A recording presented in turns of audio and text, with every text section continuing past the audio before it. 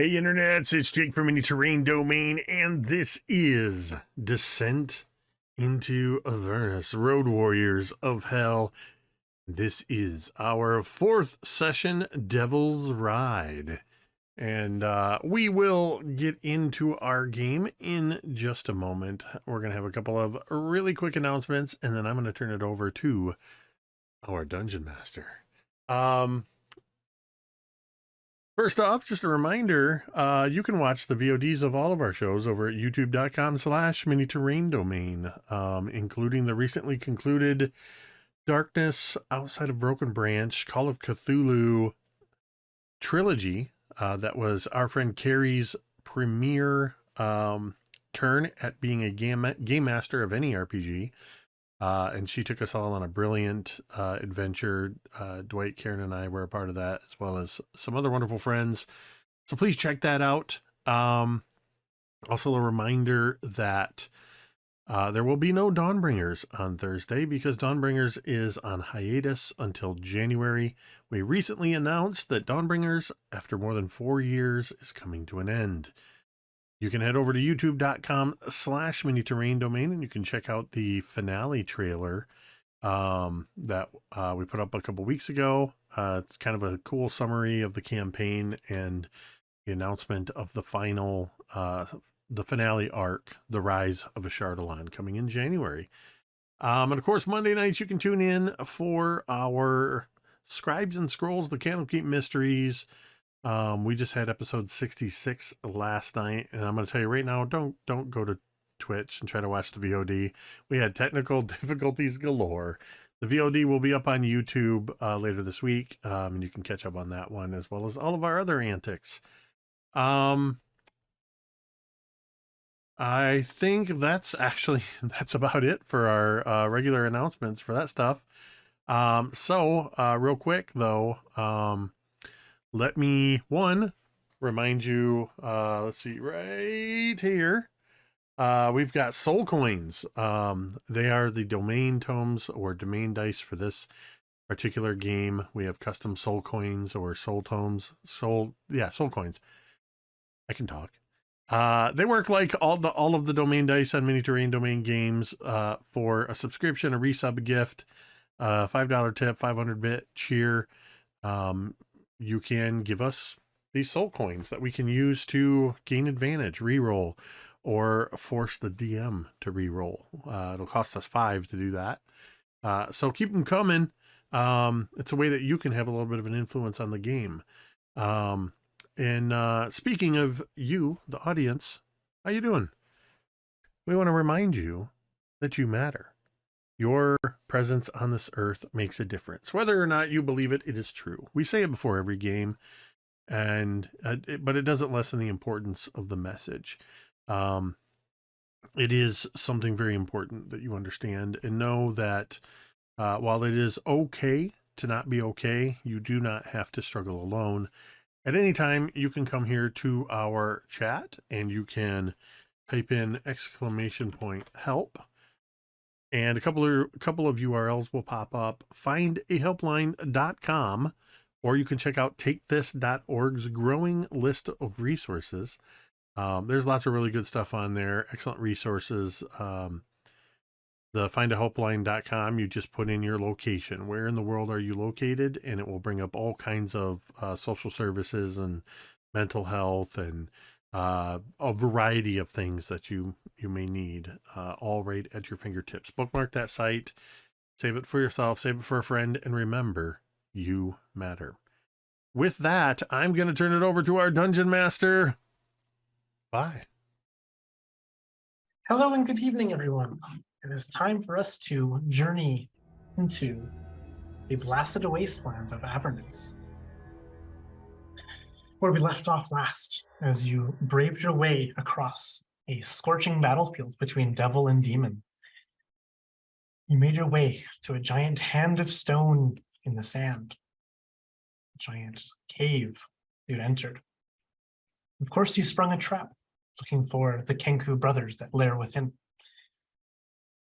And now you see them, upside down, of course, because you're hanging now, suspended a few feet off the ground, tangled up, all of you, in a massive net trap being poked at by a giant silver pike that one of them wields.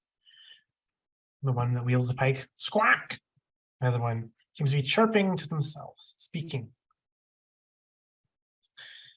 And as you move around and try to get your elbows out of each other's backs and try to orient yourselves in a way that you're not too uncomfortable in this giant net trap, this second Kenku, the one that does not wield the pike, the one that seems a bit more curious, comes wheeling around, looking from all angles around this trap. What have we struck here? What have we struck, Clonk? Invaders, intruders, assassins. Perhaps they will be good food for the many, many beasts out there in the wastelands.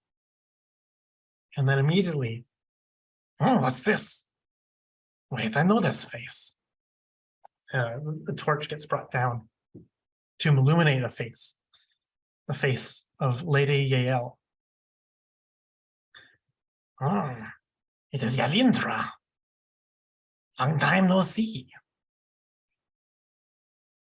What other ones are you doing here then?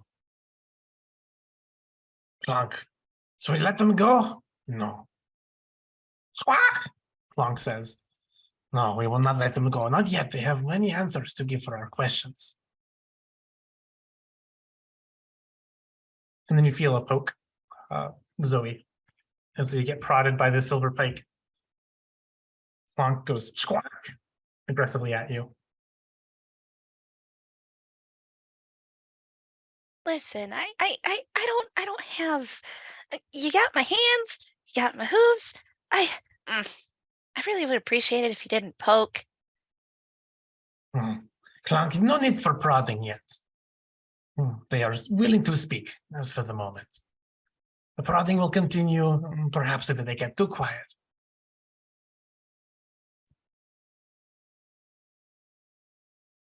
Carry on, carry on.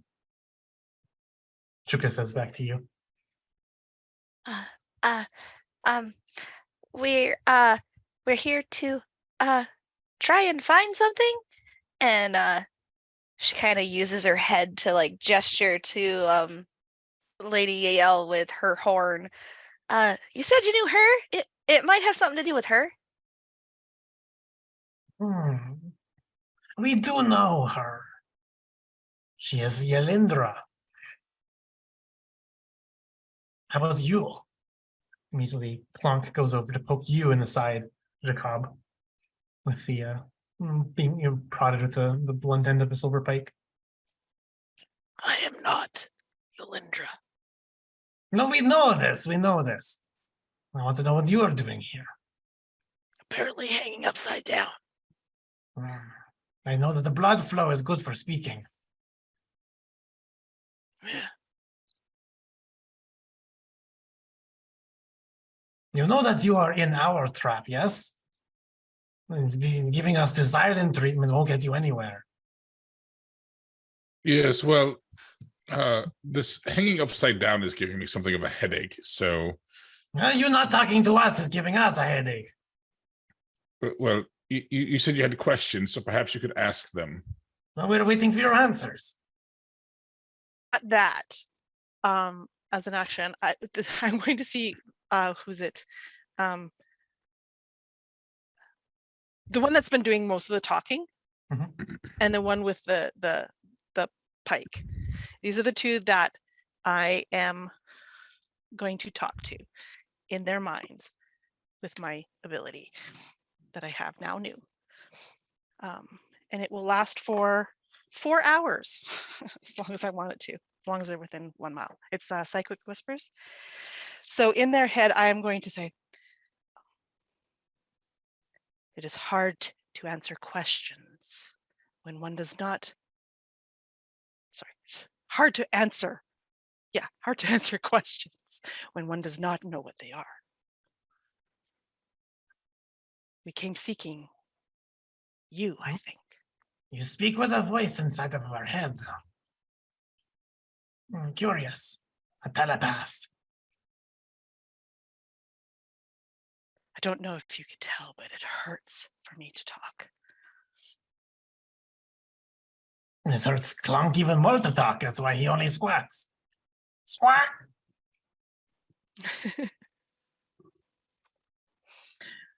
What is it you want to know?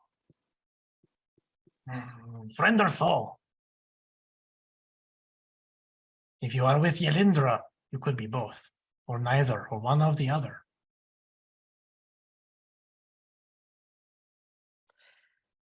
Listen, I'm going I to say have friend. I have no need to be foe to anyone, lest they stand in front of me and prevent me from getting where I'm going. So I I'm would not say doing friend. much standing. Well, it was a figure of speech, but You do much of these fingers of speech. There's one finger of speech that we met a long time ago. It was the middle finger proclaimed upwards.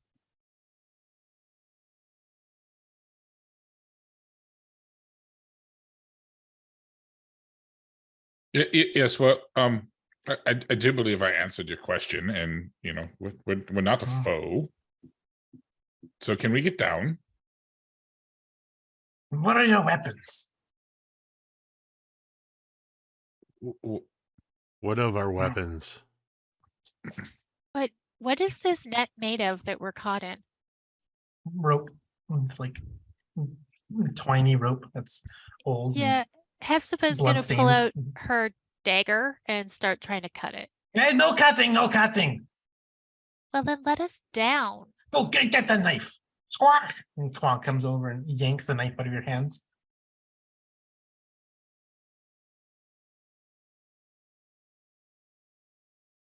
You're not gonna hear me if I'm muted. There's a couple of sparks as it yanks out of her hand, or as it's yanked out of her hand. Just sort of a little shower of them. And she looks irritated. If you are with Yelindra, then you could be friend or foe. And if you say you are friend, then you could still be foe. There is the ability to lie and to deceive out here in Avernus. Even though it is a place of rock and blood, it is also a place of lies. What do you want us to tell you? The truth, and only the truth, nothing but the truth. But by your own words, you've just said that if we tell you the truth, No, we will not we might believe you be if you are lying. not telling the truth. You are always lying. I We know are you're kind. representatives of El Terrell. Elturel. We are I have heard that name a representatives long time ago. of the Hell Riders of El Terrell on official business. Our city is being pulled down on those great chains. That was that ruckus that woke me up yesterday. And we are here on behalf of the city, trying to save it. Lady Yale was with us. So that's a great army pursuing you. Is in fact pursuing you, and not you're not some scouting advance party for it, no? That makes sense. You see, we thought that you were spies. Because we have something. No, we do not. We do not have anything.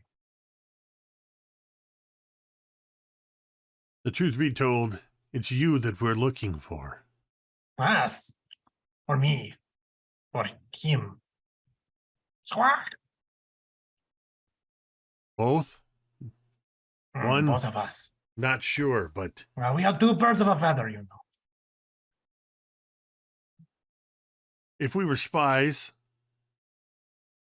we're not very good spies. We came in That not is in the true. way spies would come.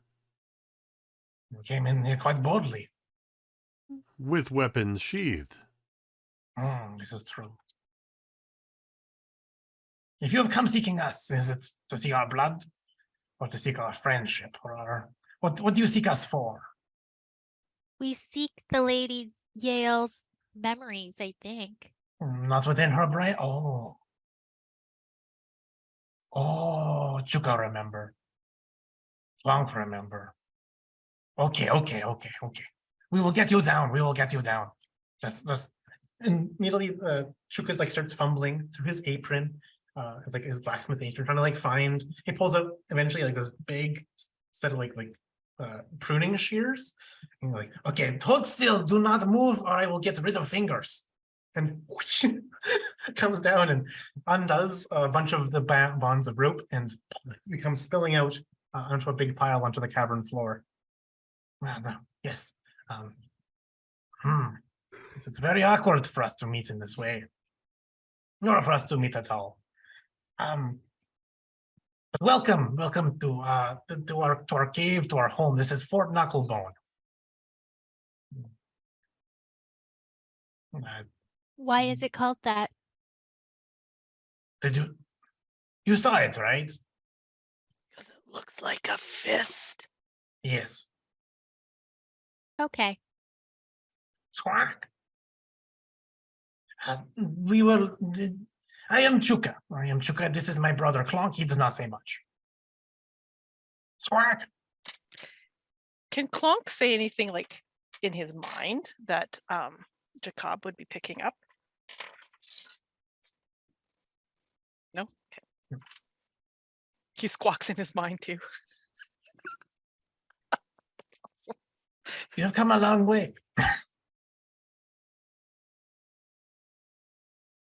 You have come a long way if you're from the city of El Turel.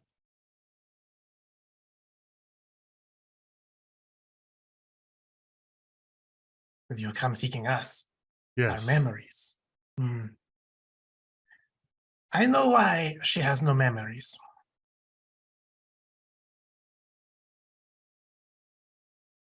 Okay, that's a Do you start. know what the River Styx does to mortals, like you or me?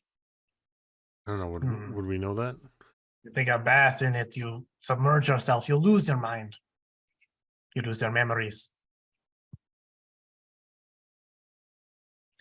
That is what happened to Yelindra here. You will not But- say who did this.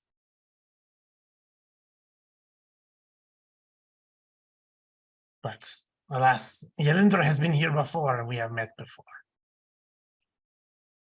But you have her memories. Plonk. Her memories, no. Not as you think we do. But you see, we are Kenku. The one thing we are very good at, if not being very annoying, is to remember word for word what other people say, or what other sounds make. I am not so good at it. But my brother here, Plonk, he's the best. Best mimicry. You could not tell for he only squawks.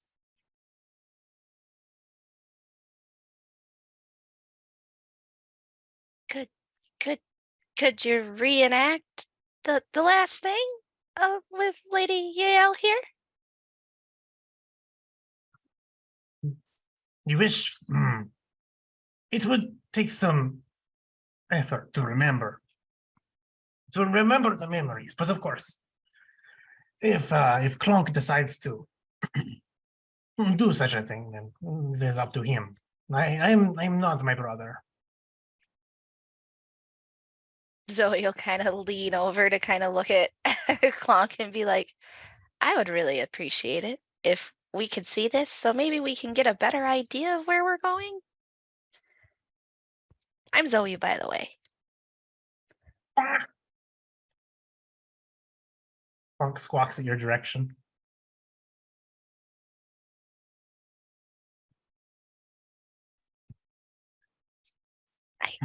I don't know if that means yes or no.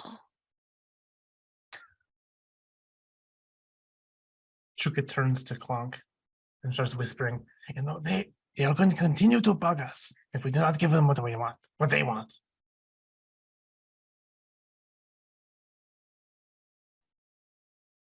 Please just do the mimicry.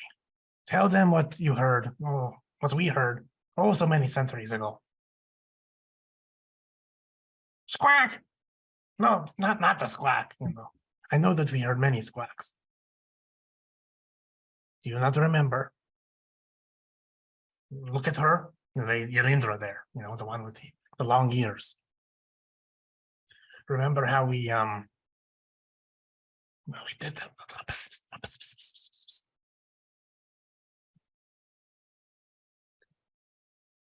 Immediately, Clonk turns to the six of you and opens his beak, but instead of a squawk coming out, this voice that is completely not his own begins to emanate out.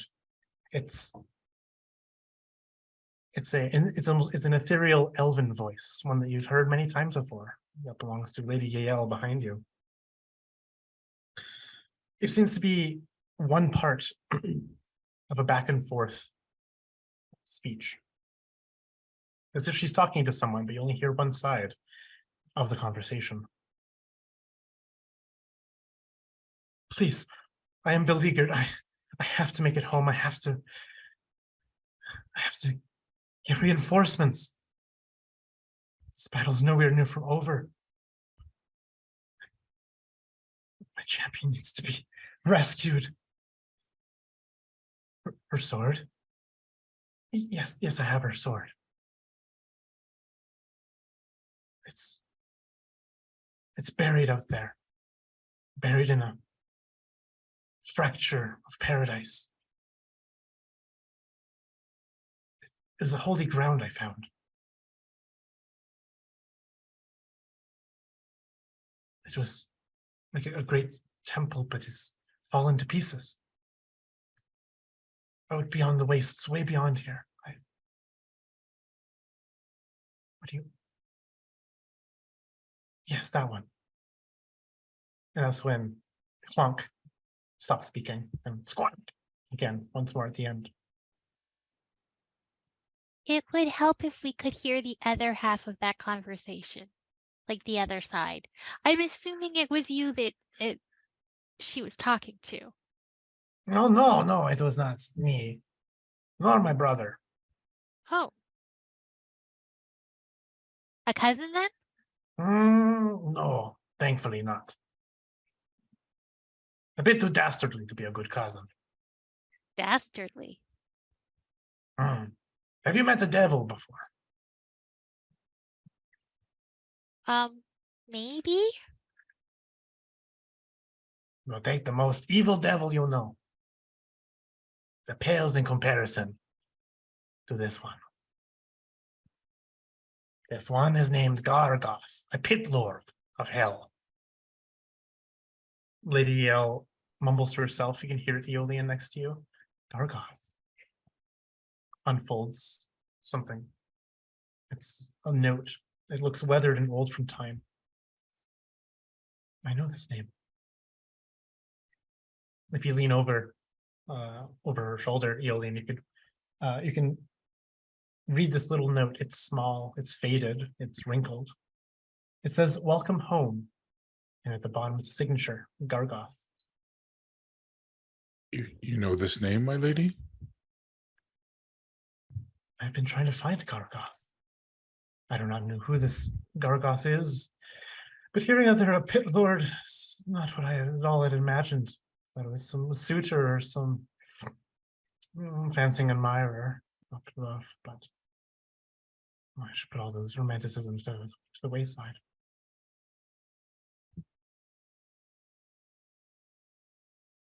Well, then, it sounds as though we are on the right track.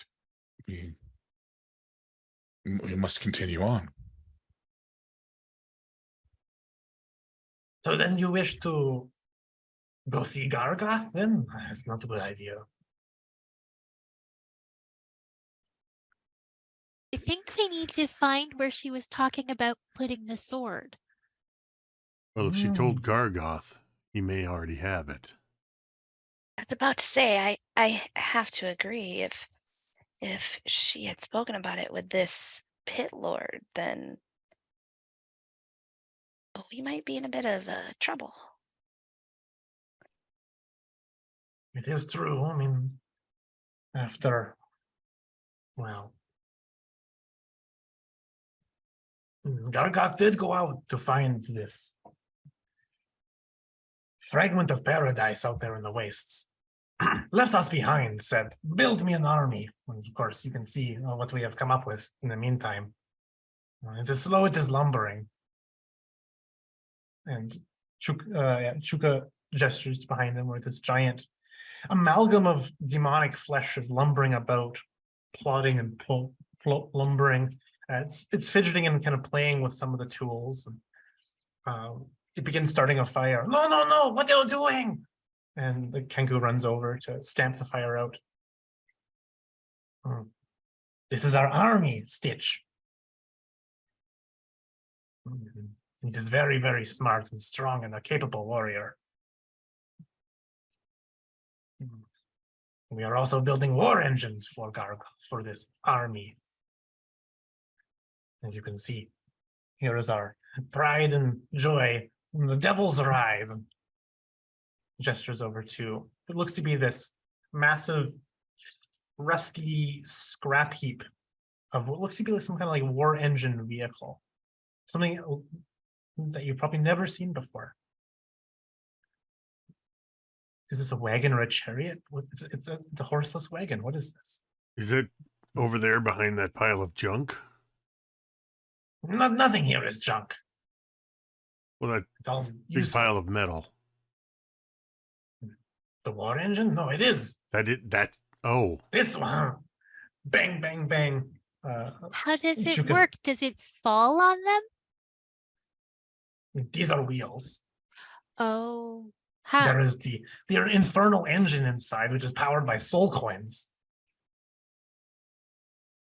Which then, of course, causes a multi-phase stygian refractor to go along with the abyssal perminator to cause a thrust forward. But wouldn't you run out of souls pretty quickly? There are many souls here trapped in Avernus. Yes, but getting their soul coins might be a little tough, wouldn't it? This is my first trip to Avernus, so I don't know. You know how devils make deals up above. They make bargains for your souls. Well, the souls that they get are soul coins. You make a deal with the devil, there's a soul coin of you out there somewhere. Usually in that devil's hands or in their pocket or in their wallet or purse. What if you just sign a contract saying that another contract is fulfilled? You'd have to read the fine print on that one. Devils are tricky little creatures. Perhaps there's a soul coin of that person out there somewhere too. Two for the price of one. One contract, 2 souls. A great deal for a small little devil, I imagine. Oh dear. Soul coins, as you know, are the currency of here in hell.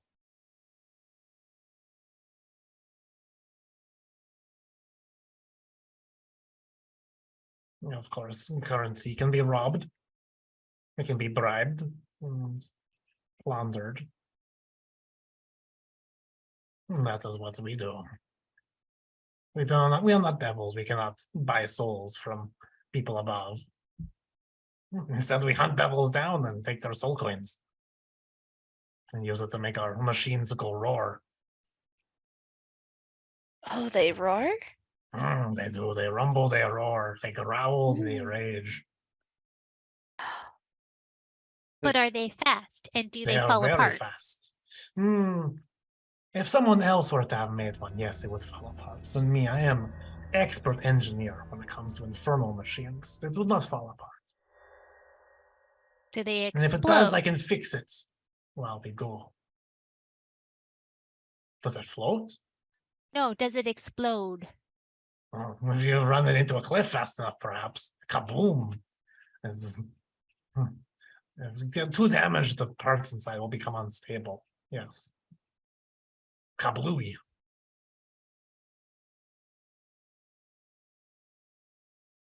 So, I like the part about hunting down devils. I'm still not going to even pretend that I understand exactly how this machine works. It sounds like you're saying it works without having to be pulled by horses or other beasts of burden. As I said before, there is an internal capacitor powered by Stygian fluid energies. I heard what you said. It's in the same way I don't understand when the wizards start talking about all the sigils in their spell No, it is not books. wizardry. No, it is not wizardry. You continue on, and I'm like furiously taking notes as they're speaking and like describing everything in my notebook. I missed that last You see, spot. So you see the entropic engine found within the gallblads of Hezru battle lords can be used to cause a kind of a flux reaction. You'll see when they're prolonged to some kind of Batorian fuel cell. You know, something similar to, let's say, a runestone or a. truly fascinating. Tell me, have you ever worked with anyone on a song before? Like No. writing music or lyrics to a song? I think we might have something. We can talk about that later. Well, the only song that I know is the hum. That's that bum bum bum bum bum bum bum bum bum of my infernal engine. It sings when I start it up. I would love to hear it. I imagine you'll have to if you want to get out of the way of those devils that are hunting you down. They are getting closer, you know. And perhaps we should stop talking and get to moving. Us. Well, you've led them straight to us. This is unfortunate. But if you want to be hunting devils, as you say you want to be, those petty little children's toys will not do. Gesturing to the weapons that you have at your sides. We are not in the mortal world, and your mortal weapons will do little here. This one has the right idea, though, as the Kenku eyes Eric and your Hellfire hand axe that you have. And I kind of hold that up. You have more like this? More and better. Now Right, you're Clunk, talking get a the language. weaponry. Now you're talking a language I understand. Clunk squawks, walks over to a bench and picks up a small bag, like it's maybe like a potato sack sized. It looks really light. Brings it over and begins to like upend it. And all of a sudden just stuff begins pouring out, gears, bolts, scrap metal, and then you realize this is a bag of holding.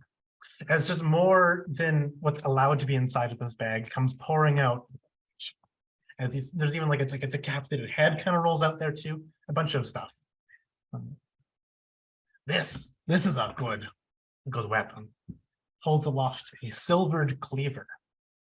Use this, you can cut right through demon skin. It is a bit used though. It is how we assembled Stitch.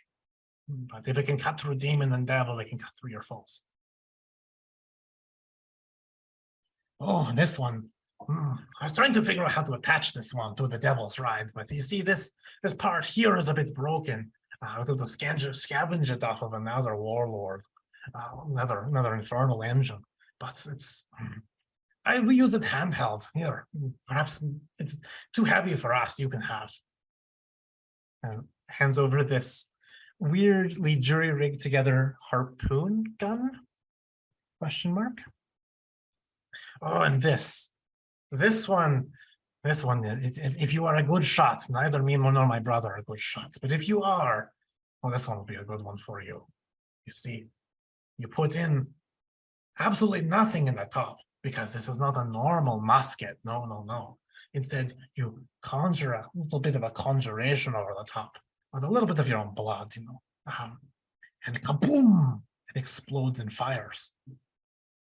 A hellfire musket, if you will. Ooh. Can I hold that? You might hold it. Be careful. Don't point it. Don't point it somewhere else. Oh, sorry.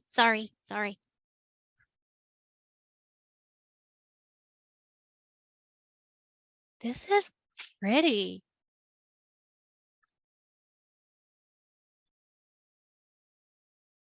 You said there was a harpoon gun?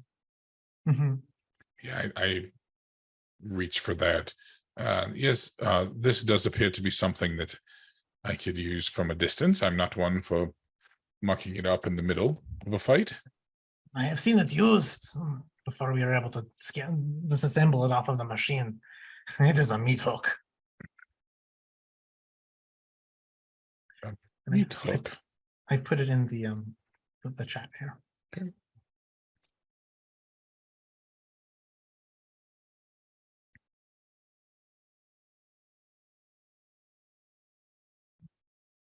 Well, I thank you. It does look quite nice. I'm sure I can figure out how to use it.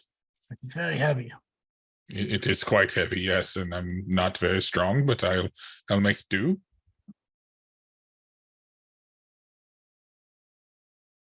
So listen, if you want to get to that sword and to Gargoth and in that fragment of paradise, then so too do those devils behind you wish to do so as well. This buggy here, the Devil's Ride, it will keep you far ahead of them. But of course, none of you know how to drive, and I am the best driver on this side of Avernus.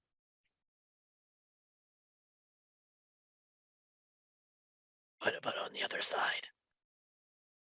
Oh, there is one that I fear, a better driver than even me. The title used to belong to Bitter Breath, but no, another one took it. And this one's a flint by the name of Leashandra. How she masters the infernal engines. It's some scary business. Why do I know that name?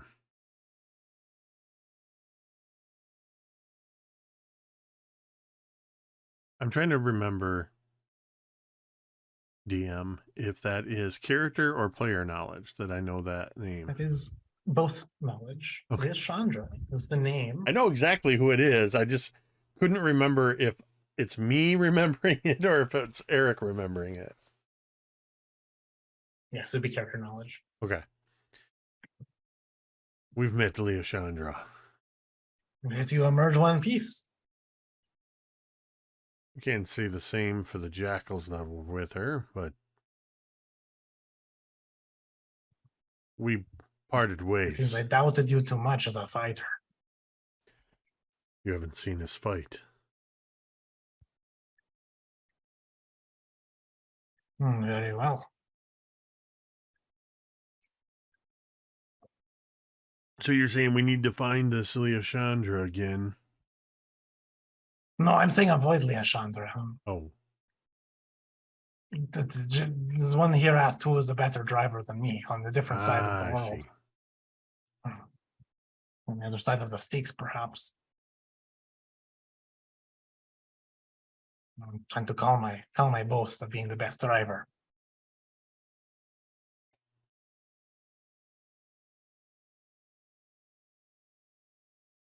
So we've got better weapons.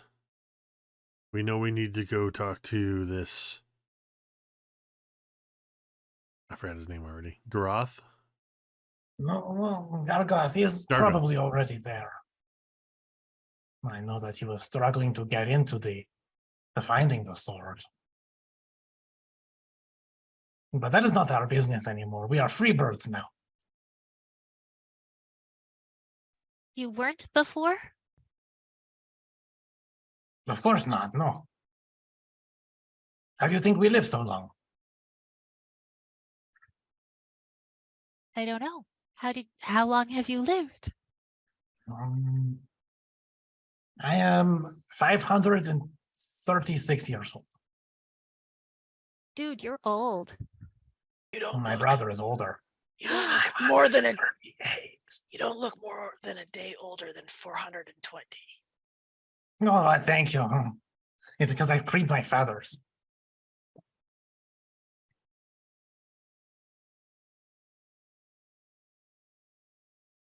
Well, if you're the best driver, then you should come with us. Of course. I wouldn't want to strand you out there on your own little feet, trying to outrun a whole devil legion. Let us go then.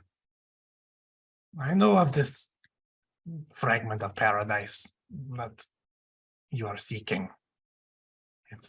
I do not know the way well, no, but I know the many landmarks to get there. It will be a long road, though. Long road through hell. Let us buckle up then. That sounds like the name of a song, Aeolian. Long Road Through Hell. Chuka hops into, opening this latch and hopping into the cockpit section of this devil's ride. And all of a sudden, and then like a bang, bang, bang. And then as the engine roars to life, fire blasts out of these exhaust pipes out the back. Smoke billows out. The wheels like begin to turn and ache against the stone ground. I will need to get turned around, Shuka says, yelling over the sound of the engine roaring. Clonk and Stitch, turn this thing around. Immediately, the two of them come over. Stitch was like lifts up the whole like back end and drags it out, aiming the front end out the cavern entrance. Well, what are you waiting for? Hop on. I'm sure you'll find room somewhere to hold on to. Just don't let go. I try to scramble up, and I'm trying to like hoist this crossbow that's a little bit too heavy for me. Very inelegantly scrambling my way to a perch. When I drive by myself, I recommend to keep the arms and legs inside the vehicle at all times, but no. There's too much of you to do that. Just don't lose a finger. As you all hop on to this thing, can feel the metal beneath. It grows kind of hot in some places. It just like it just shakes and like quakes beneath you. And then it begins to pull and push and rip, propelling itself forward as it kind of smashes a little bit of stone off the side of the tunnel. Oh, I swear this tunnel shifts every day. As you race out into the sandy wastes of Avernus, leaving a huge tire tracks. I guess one really tire, like wheel tracks pressed into the sand behind you. And so using the Devil's Ride, an infernal engine like this, there are many different stations you can set up in. There's 3 stations on the outside of the machine and 1 station as the driver. And then inside in a little storage unit is room for maybe 2 of you to rest. Which means that in between our sessions, 2 of you will be able to have a long rest. And only 2. As the rest of you have to hang on to the outside of the vehicle, grabbing it, white knuckling it, to not get let go and left behind. This thing rips and roars twice as fast as the fastest horse you've ever ridden on. It kicks up dust and smoke behind it, obscuring your way forward. Obscuring the way behind you. You rip and tear along these dusty dunes, and barely through the smog behind you, you can see that devil legion behind you. Not much catching up to at all. It is strange whipping around this fast. The controls of this Devil's Ride, they are jostly, and there's like when there's a rock that comes up, as to steer around it and almost throws off one of you. The wind bites at your skin from going this fast. The dirt and the dust in the air scratches at your skin. You have to pull up your cloaks and your hoods to be able to abate the sandpaper wind.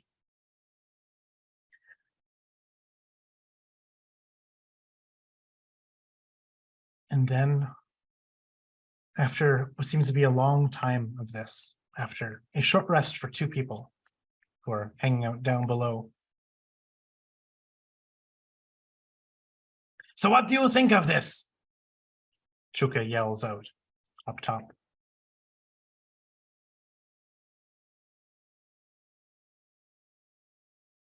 I just imagine looking over and holding on and having that, just the vibration carrying through the whole body, and just looking at him and going, Oh, you will get used to it. Try to relax. Don't clench so much. It's not good for your teeth. Zoe just has like a big smile and she's like, this is great. Chuka and Kalank lost all of our teeth from this thing, from clenching too tight.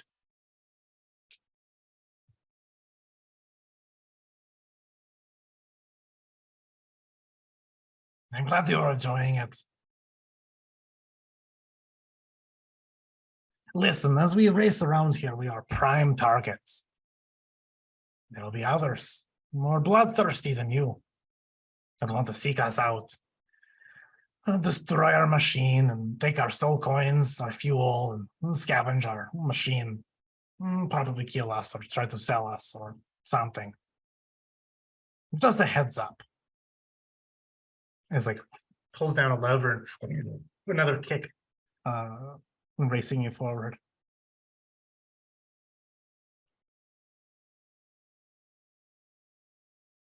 But it'll be like this for a long time, racing across the dunes. Jacob, what's it like for you? What do we see with Jacob as we're ripping across these dunes on this devil's ride? His jaw is clenched tight, especially after what Chuka just said about the whole clenching of the teeth and losing, and he's like trying not to, but it's even more clenched at this point. But outwardly he's trying to appear very calm, and that like, well, this is nothing, you could go faster, that kind of thing. But inside he is literally just hanging on for his life right now, just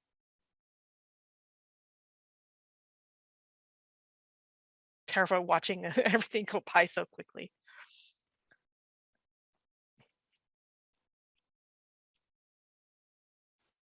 How about you, Hefzibah?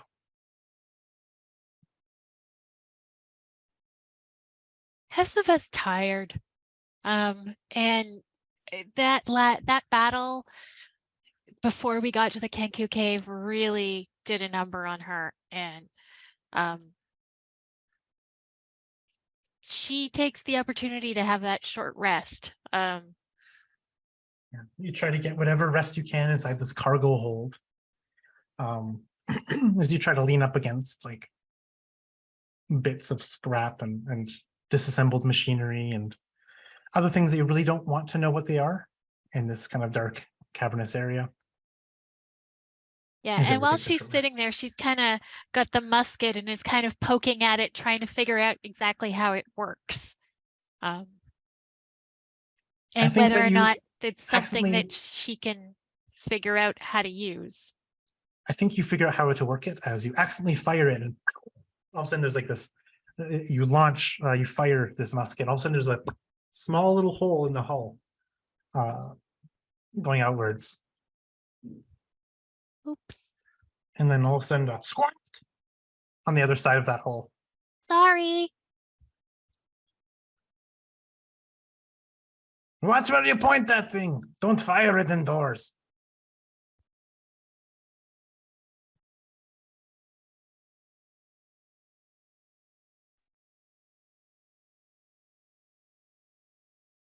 How about you, Aeolian? After a few moments of trying desperately to hold on while also holding on to this crossbow, I think I work my way inside as well, and I'll take the other position inside. I just kind of like collapse down into this space and look up at Hepzibah with this kind of like crazed look in my eye, like what the hell have we gotten ourselves into? And then just kind of slump against the wall and slide down.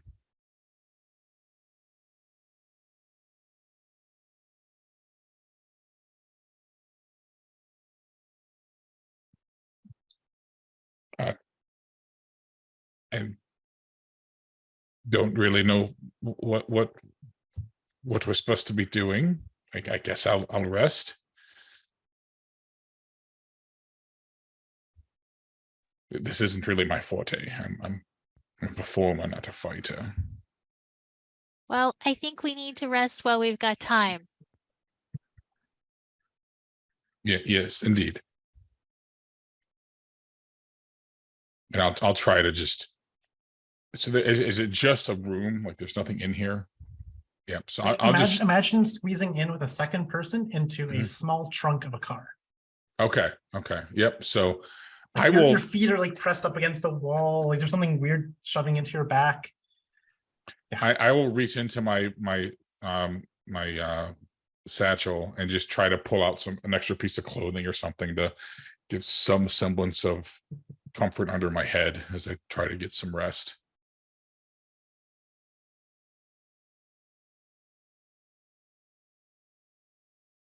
As the two resting folks try to get a little bit of respite down in the cargo hold of this Devil's Ride, Zoe, Jacob, Eric, and along with Stitch, Clonk, and Yael, you see something small on the flank to the left. It seems to be keeping pace with you, also kicking up a dust storm behind it.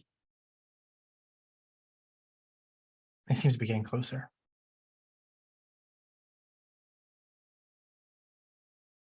And closer. And closer. And closer still until you see what it is. It is a small, almost two-wheeled version of an infernal machine, almost like a motorcycle made out of triangular scrap pieces. Though it hangs low to the ground, it even like scrapes like a shovel against the sand. And you can see as it comes closer and closer into view why this would be the case. As sitting atop it, straddling it almost with the feet touching the ground, is a massive ogre, head to shoulders stained red in color, long black hair atop in a top knot, along with these massive spikes kind of latched and lashed to the armor of this ogre. Where atop it are two small little crow's nests. We can see two small figures, one in each, kind of bobbing their heads out and about as these massive crow's nests on spindles on top of this ogre kind of bob and weave to the momentum. There's a figure flying above it, some bird creature. Along as keeping pace alongside it, this rider on a horse, perhaps, is keeping pace with this infernal machine. You have no idea how. They seem keen on your direction, coming across almost perpendicular, keeping pace with your lateral movement, but trying to close the distance. So as soon as I see this and see that it's coming, I will, with that link that I have established with Chuka, I believe it was, I will say to him in his head that I don't want to alarm you, but we have company. Oh no, we have company! Which side? Which side? And I would give him all the information. If you said it was on the Clonk, we have guests. Left side. Immediately, Clonk goes and peeks his head down to you, Aeolian. Squawk! Like, and then using the big hand feathers, like, give the thing, give it. And I will reach up and I kind of have to work to like push it up. Oh, you want me to come up, or do you just want it? Oh, well, I guess I'll go and I'll clamber up. All right, be careful, everyone. Look alive. Have company. I have not seen this one before. There's that massive brute on a tiny little machine. Oh, how that would hurt, that little engine inside. How they ruin it, anyways. Keep your eye on the flying one that will try to pincer us. Look above, look left, look right. Do not let you lose sight of it. It seems this will not be an easy trip. And with that, everyone roll initiative, please, as an Avernian chase begins. As the small little war buggy that carrying this ogre and the creatures in its little crow's nests comes careening directly behind, trying to catch up. Yes, please, Karen.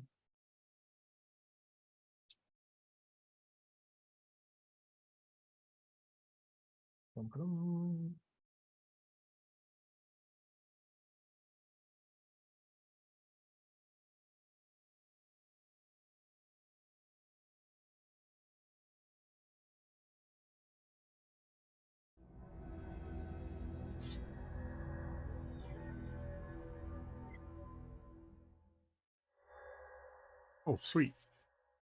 Just realized Tamiko dropped 5 community subs. Nice. So thank you. That gives us another 5 domain or soul coins.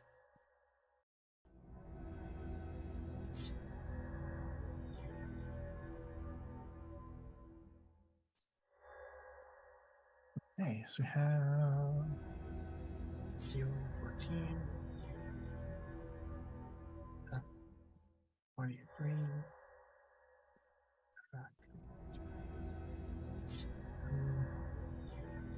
Just looking at the art you sent us. No, thank you.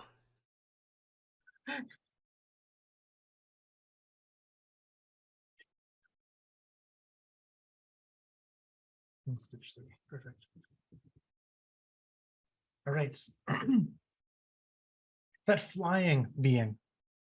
You can see now up closer this thing on great black wings, red plumage, this long barbed-like tail, and some kind of strange rod contraption that it wields in 2 of its taloned arms.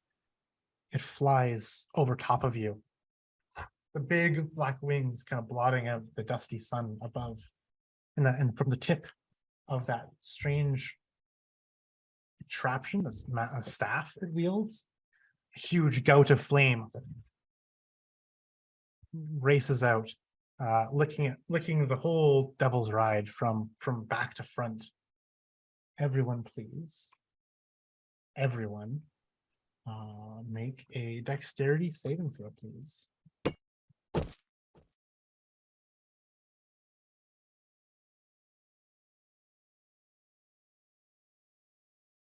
I should mute my D&D Beyond. I just realized the chat, the stream can hear my obnoxious treasure hunter's dice.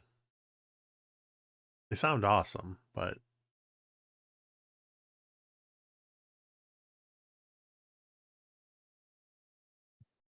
Okay, so we have so Eric passes.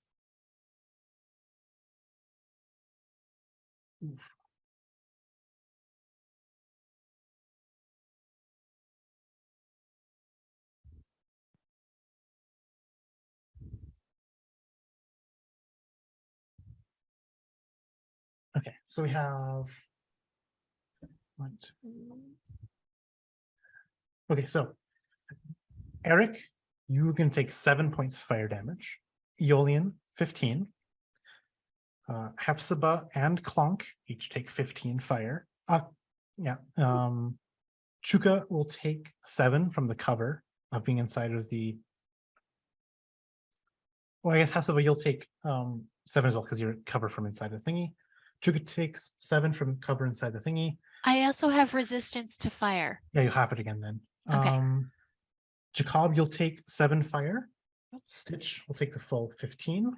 But I think Stitch might Which be has resistance of Mhm. fire, so Zoe will take 15, and Yael will take 7. Is blast of flame from the tip of this creature's weapon lights up the whole devil's ride aflame, and the flame kind of even sticks to the sides of the vehicle as if it's some kind of clinging alchemist fire. Do I round down when I? Yes. Mhm. Okay. All right. Hefzibah, it is your turn. All right. I am going to I put down the musket. It's unfamiliar. I'm not going to use it. Instead, I'm going to oh, where did it go? I had it a second ago. I'm going to hurl a witch bolt. She's gestures and just this giant bolt of white hot lightning heads towards the flying creature. Here, where did it go?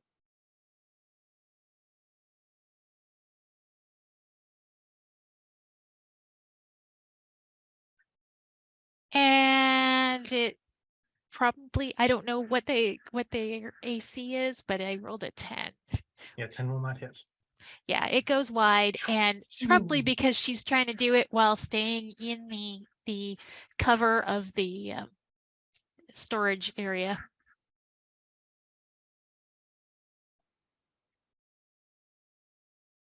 All right.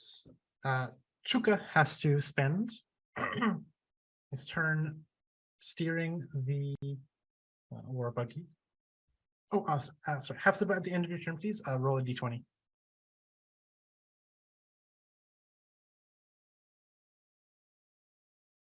Just a straight up d20 as well. 13. 13. Cool. Awesome. Okay, Chuka.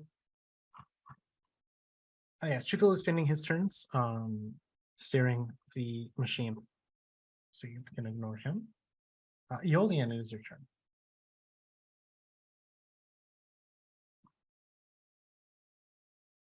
You're muted, Dwight.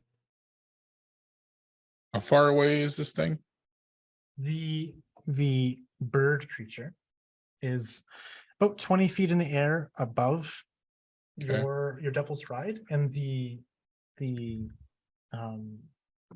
war buggy behind you is approximately 100 feet behind. Okay.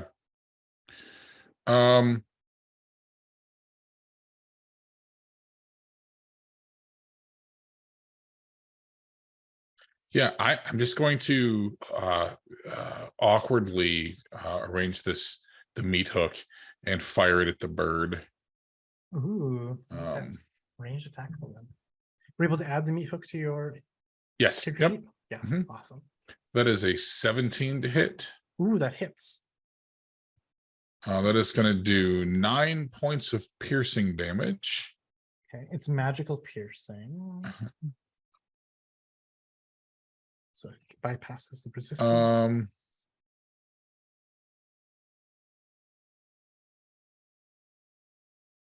I'm going to, because when I hit, I can choose to clamp it. So I'm going to clamp the meat hook onto the bird creature. All right. All of a sudden, the meat hook grabs onto the flesh. That was your action. Yep. See if this, you're kind of like flying the bird like a kite right now. Yep. Is it like? And then I, as a bonus action, I can pull the target. Is that right? Yeah, bonus action to release the tension and pull the target towards me. It needs a DC 15 saving throw. Strength? Strength, yes. It's going to be a 14 strength save. Okay, it is pulled 60 feet towards me.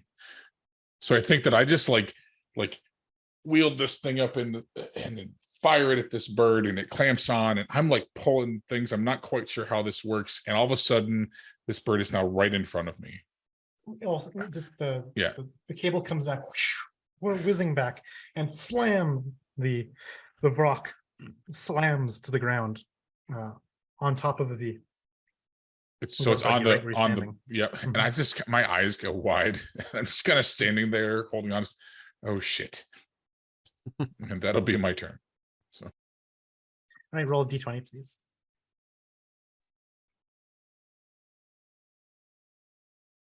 that is a 6. All right. All right, Jacob, at the beginning of your turn, all of a sudden you hear Shuka scream, "Ah! To grab onto something!" As all of a sudden there's a bunch of turbulence and friction as you wheel around to see. There's a bunch of small, strange, fleshy creatures that are this huge mass, almost like this migration of these strange quadrupedal minor demon devil thingies in your machine, this infernal machine, just like plowing through them. Thankfully, it has like spikes and the shovel and spade and this kind of plow thing in the front to kind of like push them all to the side, but the wheels are like running over them, and it's all of a sudden now the vehicle goes down to a crawl to get through these things. What do you want to do on your turn, Eric? Sorry, not Eric. Jacob. Sorry, Jacob. First of all, those things that are that group that's coming towards us, trying to intercept us. Mhm. How far away are they at this moment? They will be catching up to you if you can't get through these lemures pretty soon. These creatures that you're stampeding through. So are they like within So 40 feet? they're currently 100 feet behind you. Yes. Oh, okay, the 100 feet. Mhm. Okay, then I will grab that musket that Hepzibah decided not to use, and I will try to aim and shoot, but I'll be at disadvantage because of distance and I'm tired. Okay, what are you going to be aiming at? There's the rock Oh. that has now been landed on top of the Devil's Ride. Then there's the ogre, and then there's the centaur that's racing around behind it. So the ogre, does it look like it's driving the infernal machine? No, it's just No. on it. It's just on it, yeah, straddling it, and you see in its two hands has a giant ballista, like a castle, like a ballista that would be mounted on a castle is just in its hands like a giant crossbow, and it's Okay, like yeah. winching up, ready. Him. Yeah. That sounds dangerous. So him. All right. Give me that attack roll then. They both rolled the same, and it will be a 5 plus 11, 16. 16 hits. Oh, yay. Okay.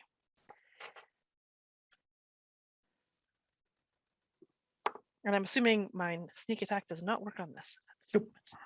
So that will be 9 points of damage from the musket. Perfect. Thank you. All right, roll for me a d20, please.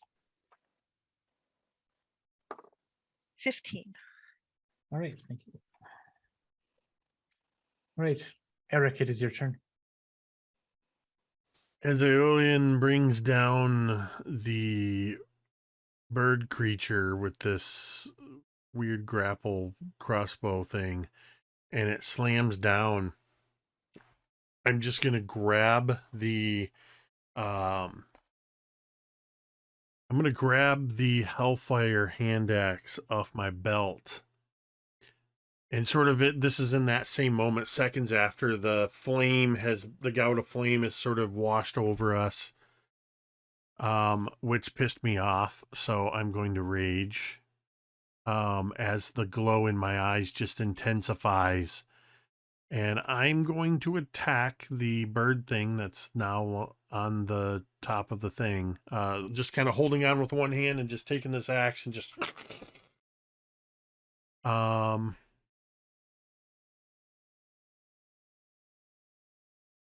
so that is, oh yeah, I got to roll, don't I? Attack, come on. So that is going to be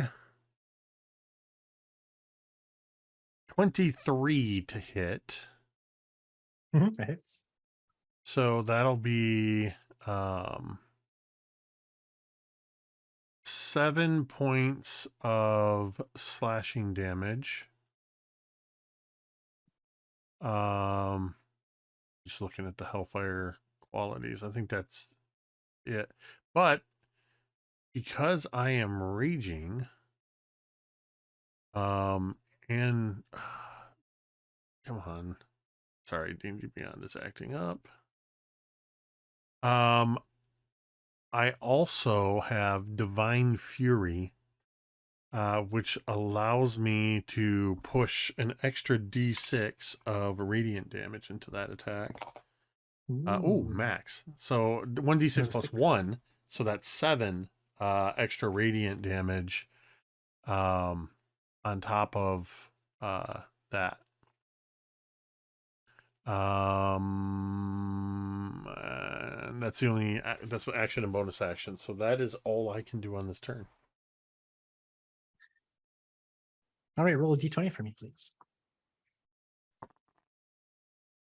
Lucky 13. All right, perfect. Zoe, it is your turn. Okay.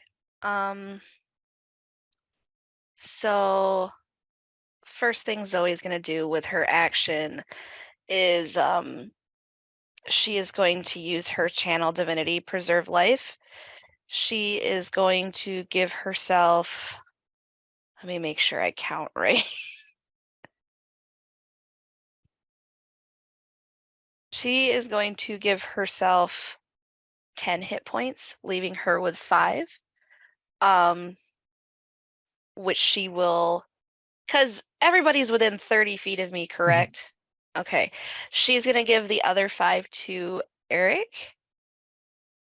So he's going to get 5 HP back, and Zoe's going to get 10. And then as a bonus action, she is going to, you said the rock is on top of this war machine that we're on? Yes, Okay.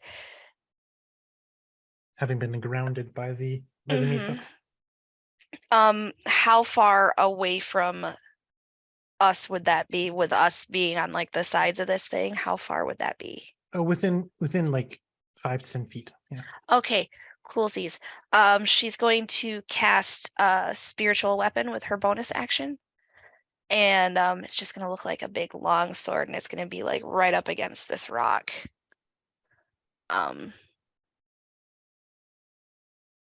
And that is it, because I don't think I can use it right now anyway. I think you make the You attack. you roll can make as an I can? attack cast. when you Oh, cool. during the cast. You can make the attack as well. Well, let's see. That's an 11, so I don't think that's gonna hit. That will not hit. So that's her turn. All right, roll for me a d20, please. Coolsies.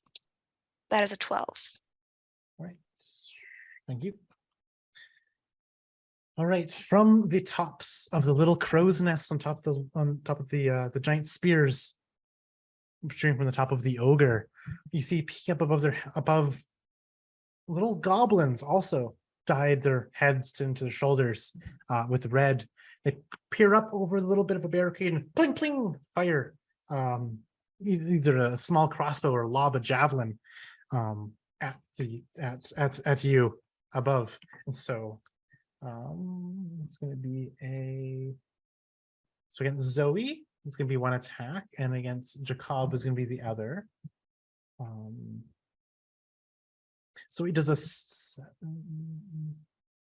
does an 11. No, 11 doesn't beat your AC. And then against Jacob, a natural 1. Nice. So neither of these weapons are able to make it up. They do not aim properly, do not land true.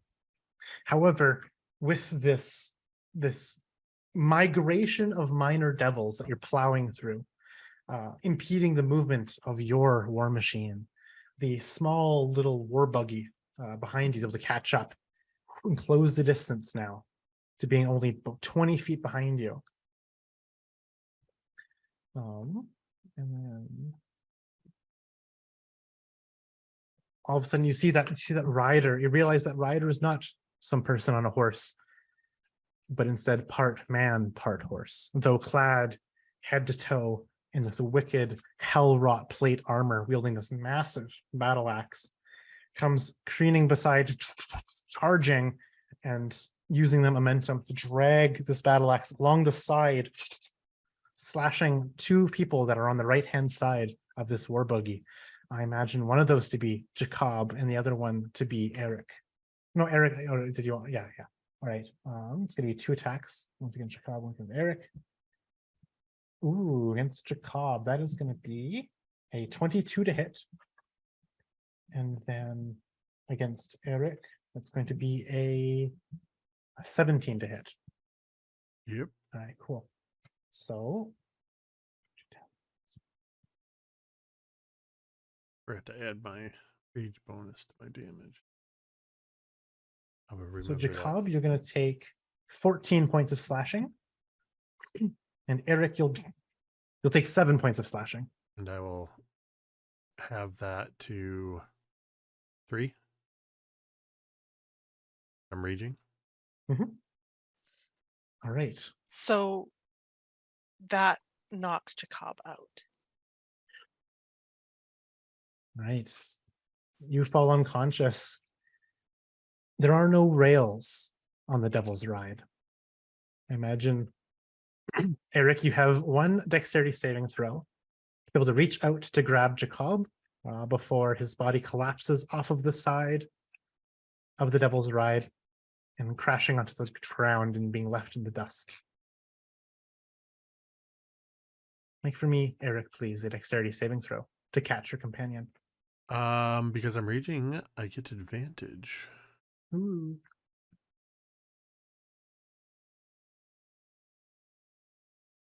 And that is a 13. All right, you're able to grab out with instinctually catching your companion, Jacob, from falling and tumbling off of the side of the Devil's Ride, being unconscious. That uses up, of course, your hand to do so. In fact, I imagine because I'm holding on with one hand and I had just attacked this bird thing that I just leave the infernal axe, the hellfire axe, embedded in this thing where I hit it in order to grab hold and just sort of, and just kind of, because I also have a bit of an infernal wound in my shoulder. So, yeah, this is very painful. I imagine it kind of like throwing me around sideways, kind of as I'm holding on to just the scruff of Jacob's leather armor or whatever you got. And now Jacob unconscious is just sort of dangling there. So awesome. All right. We go then to Clonk's turn. Clonk pulls out a hand crossbow, and or actually is the rock. It's still alive, yeah. Yeah, the rock is So- still alive and squealing and squirming on top of your Devil's Ride, though being kind of like harpooned by the meat hook. And then there's the centaur that's racing alongside, keeping pace with your Devil's Ride. And then there's the ogre with the giant ballista and the goblins on top of it that Okay, are like I 20 think, feet behind. He's going to use his silvered pike, and he swings or jabs with it, I guess, not really swings. And 16 to hit Against which? against the rock. All right, perfect. Yep, 16 hits. 10 points of piercing. Ooh, silvered piercing. That is full damage. All right. That brings us to Yael. Okay. I imagine that the only thing that she can really hit right now is the rock. Mhm. So it's going to be long swords pulled out, and she is going to attempt to hit this rock. That is a 24. That hits. Okay, and that's 2d8. So 6 plus 2 is 8 damage, and she gets a multi-attack, so she has one more attack. That is a 15, which I don't believe hits. Yep, 15 hits. Yep. Oh.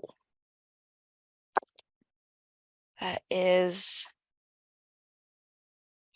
6. So 6 more damage with that. Awesome. So total is 14. Mhm. And that's it. All right. The ogre finally finishes winching back that giant ballista bolt, and then let's go and snap. And this giant siege tier ballista bolt comes flying through, aimed for your devil's ride itself, not for any particular person. So it's going to make the attack against it. Okay. Can it beat an AC of 15? It does not. The ballista bolt scratches along the side, just narrowly missing its target and landing in the earth a few yards too far over. Stitch, it is your turn. So number one, is Stitch on the outside of this contraption as well? Yep, hanging Okay. on. Hanging on. So I guess would scramble up to attack the rock if it's still kicking and rock, yeah. screaming. Yeah. Yeah. So 2 slam attacks. Raw. Because he doesn't make any noise. That is a 13 and a 21 to hit. 13, 20, 21 hits. Okay. 2d10. Ooh, I like this guy. Oh, 14 plus 5 is 19 points of bludgeoning. Slam. Are the attacks considered magical of this? Yes, Stitch's weapon Yeah? attacks Yeah. are magical. Oof. Yeah. Goodness gracious. All right, this Vrock is looking bloodied. And with the bloodied Vrock, it will then stand up. It will just like kind of rip out the meat hook from its side, and it will scream and shake the feathers in its wings. And all of a sudden, there's this weird kind of dust cloud, spore cloud that hangs in the air around it, as everyone within 10 feet of the Vrock breathes in the poisonous spore clouds that come off of these wings. And that will be a Constitution saving throw. So Stitch is immune from poison. Yeah, so you can just ignore this. Okay. I would like to Oh, sorry, 15-foot radius. So that's everyone's on the vehicle. I'm going to use 3 domain dice to re-roll that 3. Because I didn't think to call it. I'm not used to being able to use soul coins and stuff. So I'm going to use 3 to re-roll. Let me fix that. What's the check again? Constitution. Constitution. So Jacob is unconscious and dangling. You still make it. You still make the check. Okay, I just wanted to make sure. I didn't know if he just automatically failed. Oh, well, that's it. And as we all turn in our rolls, we'll be heading over to a break soon. That's leaving 23 right in the now middle of the instead. action. Instead of the 3 that I had. What was it, 8? So I'm at 23.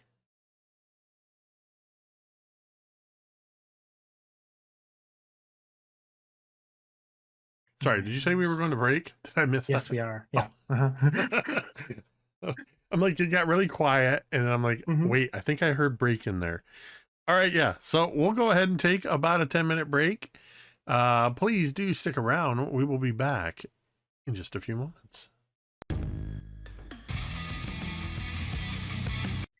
And we're back as the rock flaps its feathers around on its big, massive wings, and these spores come drifting out, going around corners, down the hole, down through the grate, down into the everywhere, even into the cockpit where Chuka is piloting. Clonk, Aeolian, and Chuka, you're unable to withstand holding back the poisonous spores as you breathe them in and they get hold in your system. You are all poisoned, and there's going to be something happening to you at the beginning of your turns. Everyone else, however, by fate or luck or by sheer fortitude, you're able to shrug off the poisonous spores and are unaffected. Hephzibah, it is your turn. What would you like to do? Okay. Hephzibah, I don't think she can see the rock from where she is in the storage area, I'm gonna guess. Can she see out at all? Well, there's like a grate above that you can kind of see stuff going out, and there's like a front entrance you can just kind of walk out of. Okay. And Then I look think around like a monkey. I'm gonna actually what I'm gonna do is I'll have heard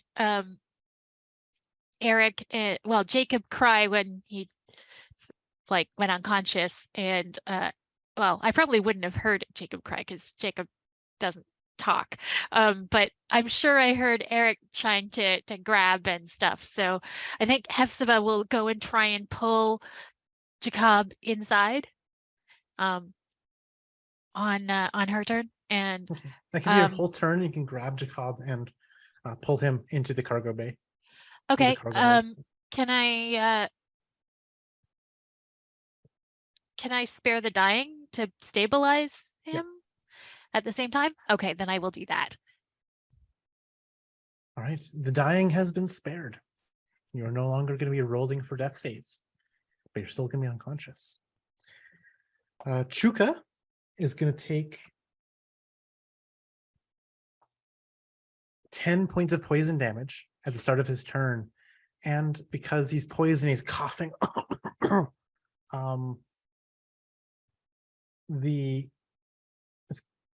All of a sudden, he's not able to keep control of the Devil's Ride, trying to get through the last of this creatures in the way, and the machine goes sideways and comes to a stop, and the engine begins to stall as your Devil's Ride stops moving, as Chuka is bent over, coughing up from these poisonous spores. Aeolian, at the start of your turn, you're going to be taking 7 points of poison damage. And what would you like to do? So what is around me right now? Is that bird still there, or was it? You grabbed the bird and you plummeted to the ground, and then it like fluttered its wings to poison all of you. Yeah, you're right there. Yep. You got the full face of the spores, and you're coughing up your lungs and poisoned. Okay. Yep. So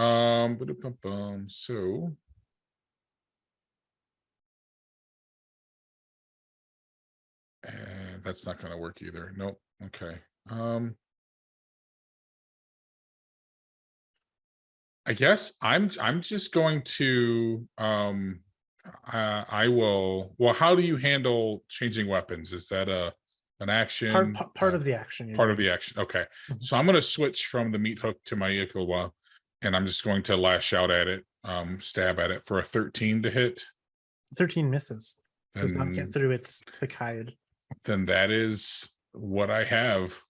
That's all I can do. Jacob, you're unconscious. Eric, it is your turn. This bird's still standing there? It is. It's just finished fluttering its wings to poison all of you. Or at least attempt to. Is my axe still embedded in it? Yes. I'm going to, now that Hephzibah has Jacob, I'm going to just clamber up, grab my axe out of it, and try to slam it into it again.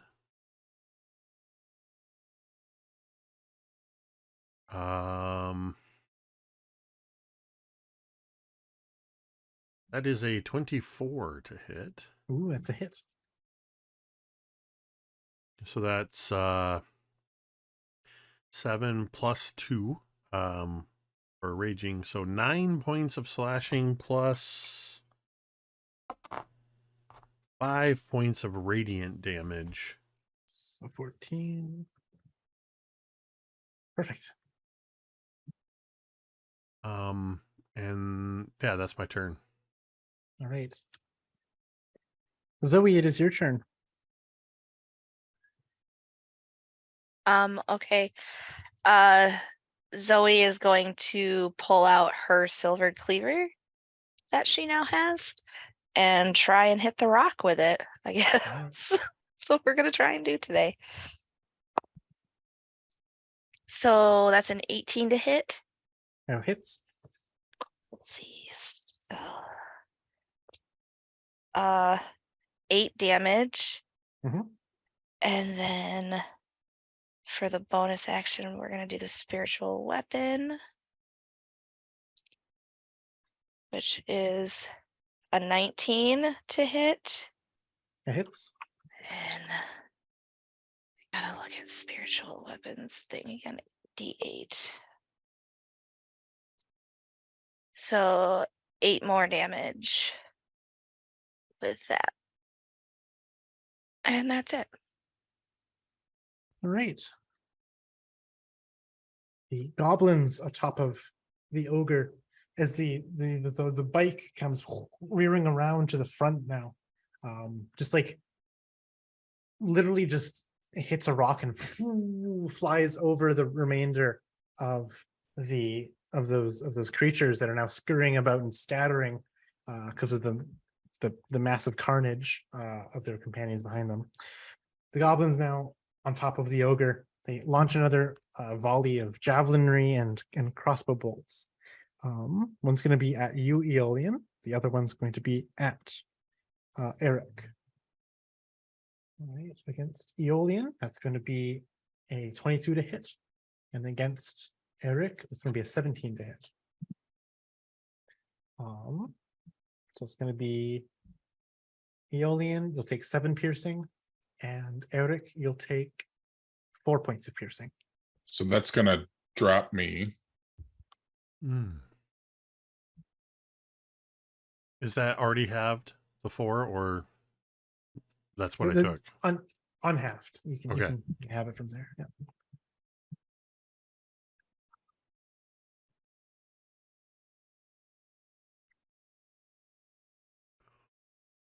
All right. The centaur now kind of digs his hooves into the ground to break, and then plods along very, very like confidently over to where the helm of your devil's ride is, and brings the axe up and down, smashing through the metal where your driver is sitting, trying to get at the front. It's going to be enough to hit, perhaps. Yes, enough to bust through the metal. But does it do enough damage to actually damage it? 2d6 plus 4. Yes. Ooh. Yes. Yeah, we get through 13 points of damage as the axe comes in, crashing through, bends and rends the metal on your devil's ride for 13 damage.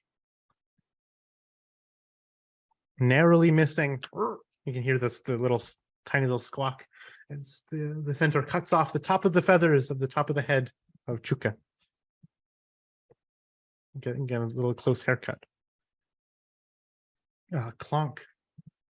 At the beginning of Clonk's turn, gonna cough up, squawking, taking 7 points of poison damage, and then Clonk can have his turn. Okay, so Clonk, he can reach the centaur from where he is, I'm assuming. And he is going to then use his pike, attack for an 18 to hit. 18 is enough to hit, bypassing the full plate armor of the centaur. Unfortunately, it only does 4 points of piercing damage with his silvered pike. All right, Yael, it is her turn. Okay. She's gonna attack with her longsword the rock again, I believe, is what we're gonna do.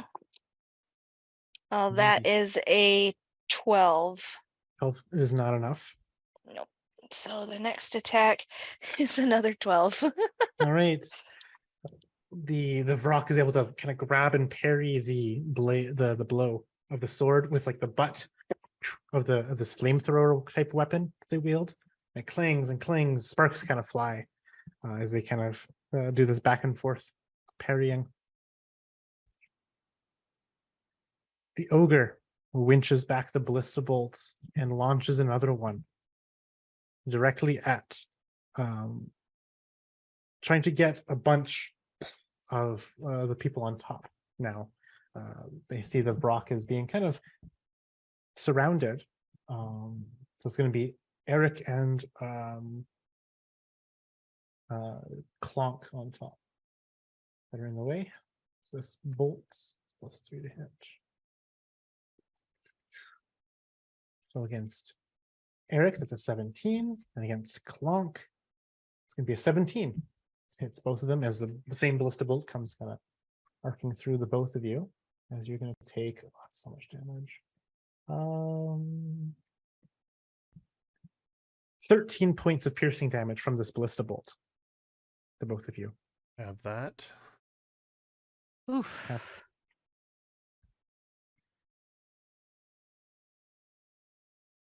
It is then Stitch's turn.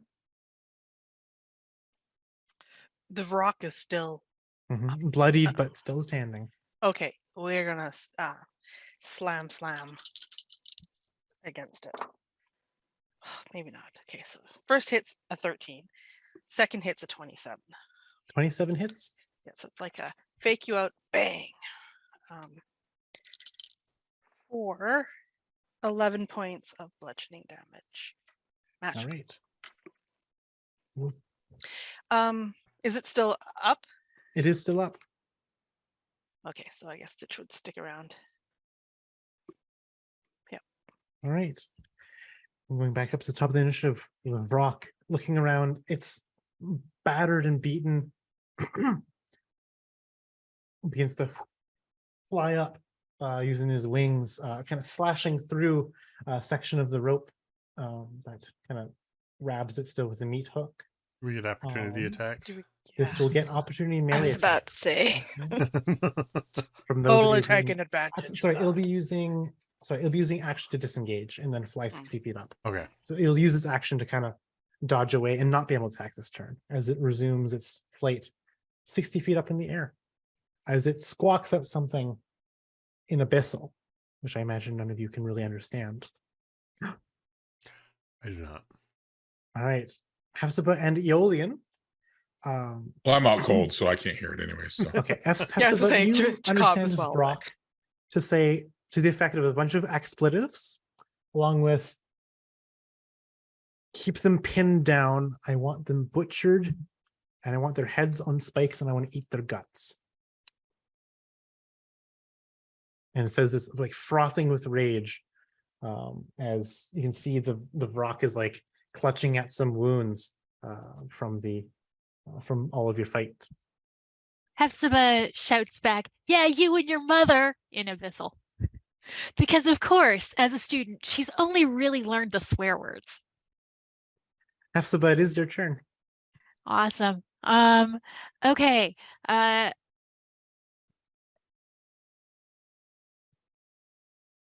She is going to point at the rock as it's flying away, or rock rather, not rock. And as she's shouting this, you're going to hear also a sound of bells, like church bells or funeral bells, really, as she tries to toll the dead. Yes, the target is missing hit points. 9 on the wisdom save. Oh no, it gets advantage. Sorry, hold up. It's going to be 18 on the wisdom save. Yeah, it passes. This demon does not understand mortality. Tolling of the dead does not work on this thing. At least not yet. It shrugs off your magic. We then go to Chuka. With the stalled out engine coughing up poisonous fumes, Chuka can make a Constitution saving throw at the beginning of his turn.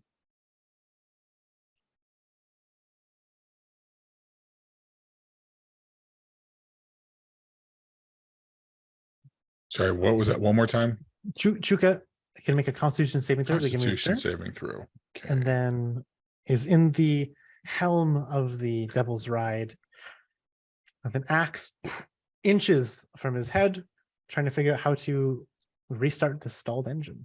So 15 on the saving throw. Right, Constitution. you're able to kick off the resist the rest of the poison. You're no longer poisoned.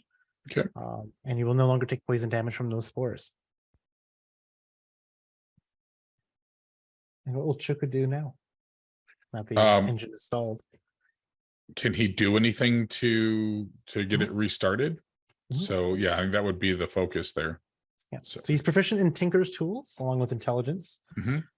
So you can roll that intelligence plus his proficiency bonus to try to get the engine going again. Okay. Oh, that's a 22 with the Nice. bonuses. And of course, the pyro converter has the democapacitor collects the overflow. All we have to do is just restart the hazardification stone. There we go. And all of then the whir and a click and a chunk and a clunk, the engine starts up again. Boom, boom, boom, boom, boom, as you get the machine going once more. Aeolian, you are unconscious. Death saving throw, please. I'm gonna make that with advantage, so I'll use a soul coin there. One soul coin has been spent by Aeolian. That is it's a 19. It's going to be a pass. So yay, 1.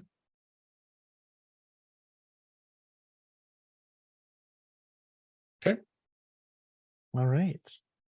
Jacob, you are stabilized. Eric, it is your turn. So the rock's in the air, Mhm. and wait, is Aeolian? Aeolian's unconscious on the deck of the Devil's Ride. Like right next to me, Mhm, pretty right next to much. you. Mhm. I'm going to look over to Zoe and then look at Aeolian. You got this?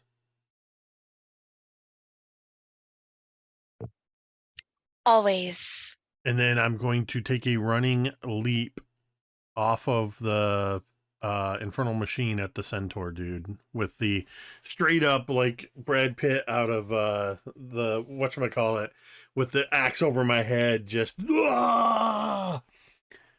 in full on rage. And this would be the perfect time to roll a 20, but it's also a great time to roll a 1.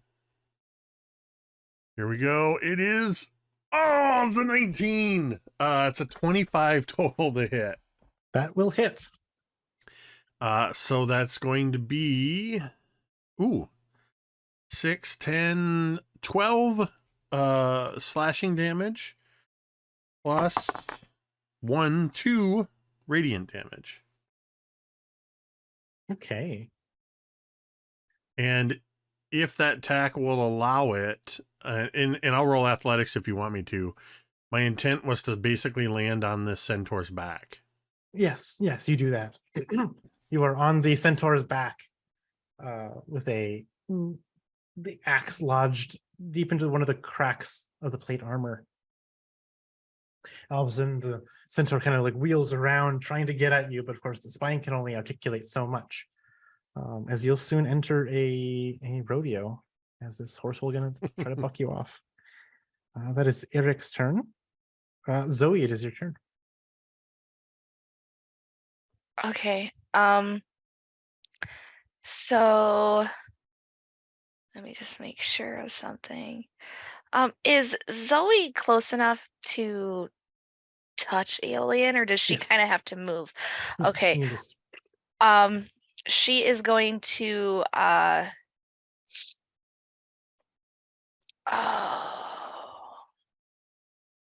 what are we gonna do? She's going to we will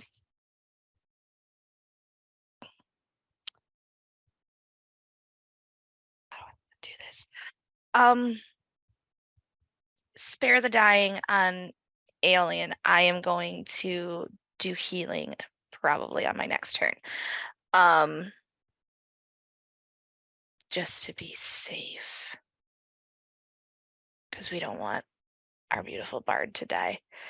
And then, you know, I will use my bonus action. We are going to healing word Jacob is what we will do. Yeah. So 2 + 6 is 8. So you get 8 HP from that. Wait a minute. You get 8 plus like 2 more, so it'd be 10. I believe. Or it's 3 more, depending on my level.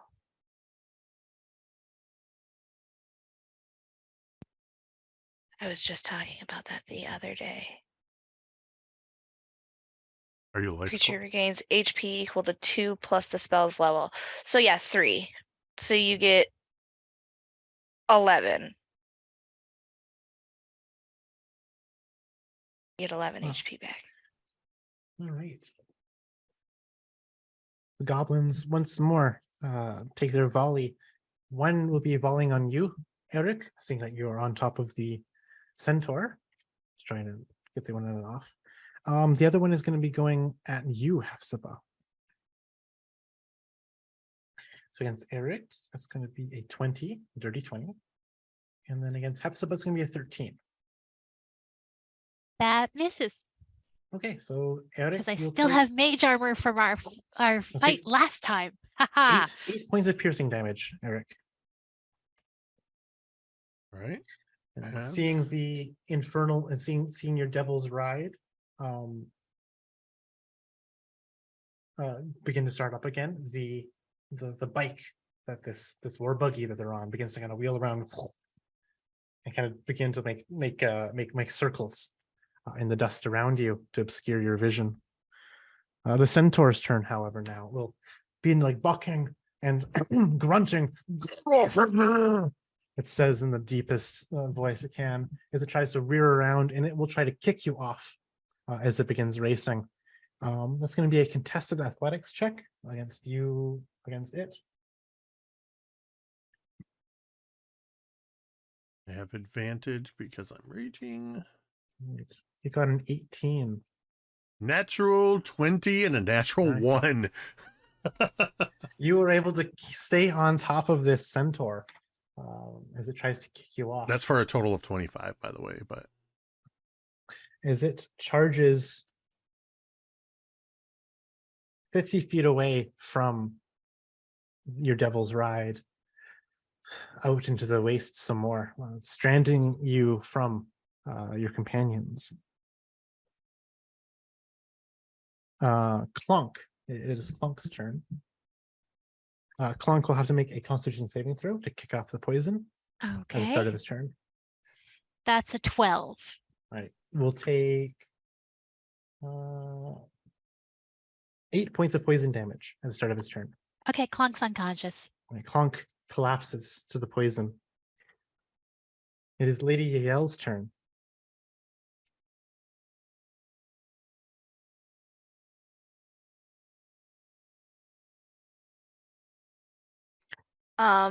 So Lady Yael. With Eric riding the centaur, is the centaur still Just near enough? booked it 50 feet away. Booked it 50 feet away, okay. Mhm. Going past where the little war buggy is zipping around you, to making up a mhm. whirlwind in the dust, a dust storm, to a wall of sand to obscure your vision. Okay.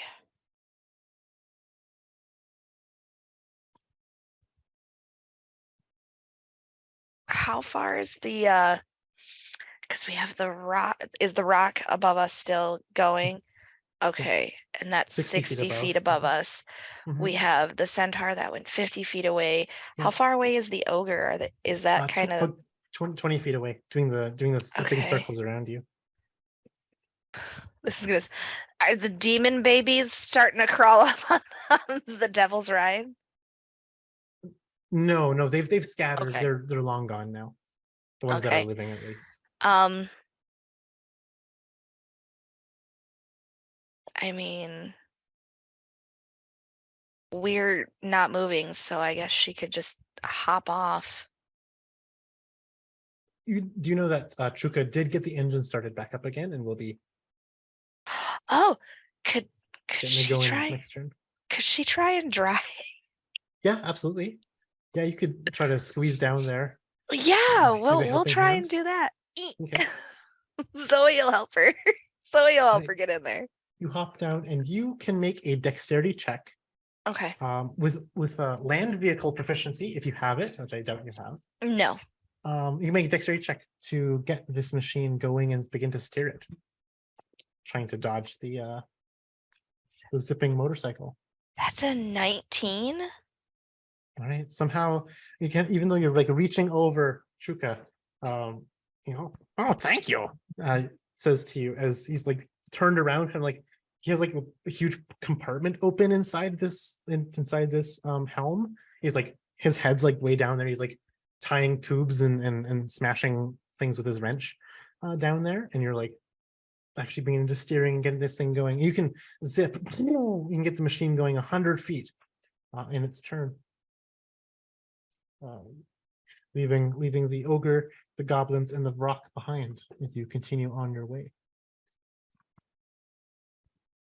Is it 100 feet? Let me just quickly check. Yeah, 100 feet is this movement. Okay. Oh, that wasn't sorry, Zoe. Sorry, that was Yael. Like, oh, hops down there.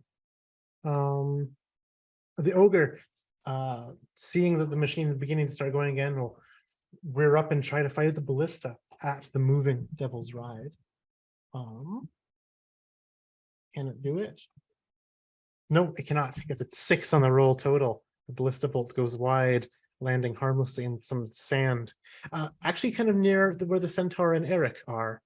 And I think in the bucking, the centaur like jumps over like hurdle style over the ballista bolts in the ground. Stitch, it is Stitch's turn. As Stitch from the increased momentum of the devil's ride kicking into gear. Is there anything within range of Stitch that Stitch could see, or so as like, you leap zip and get to? past, you could probably like, so Stitch would either have to like jump off, so Stitch would have to leave the vehicle to get at anything.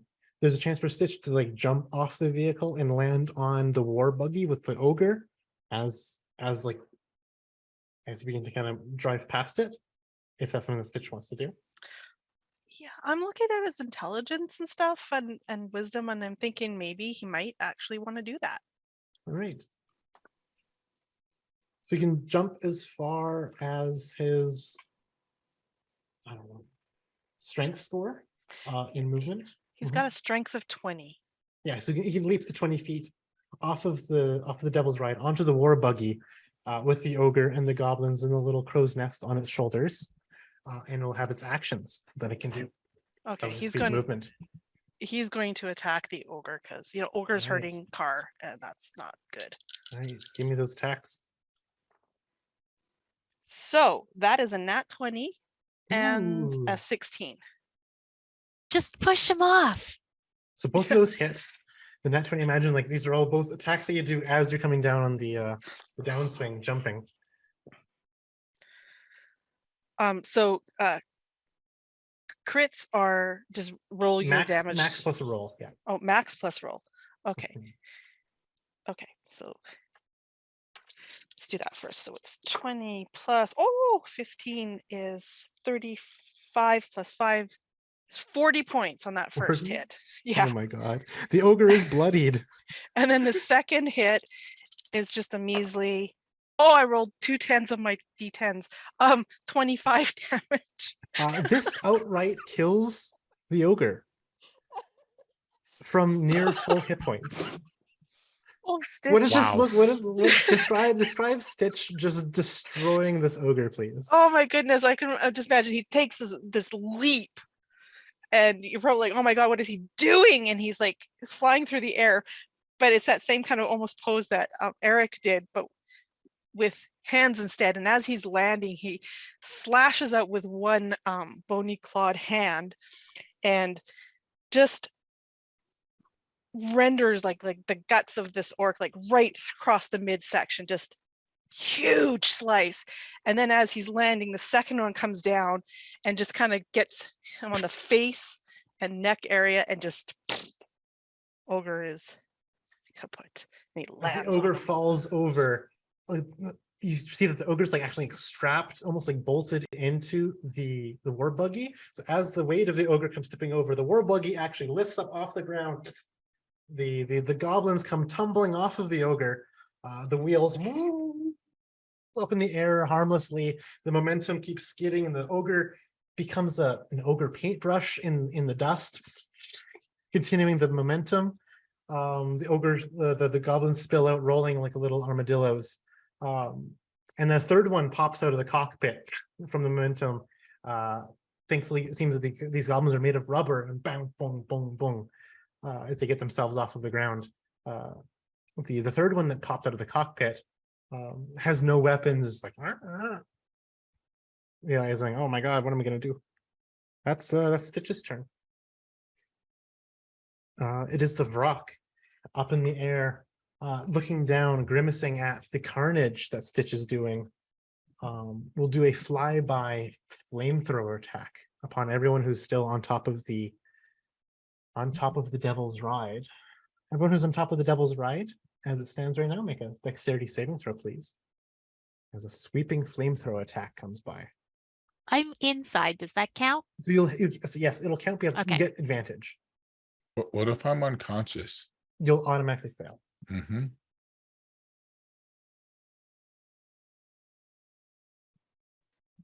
So Jacob's also inside, so it's at advantage.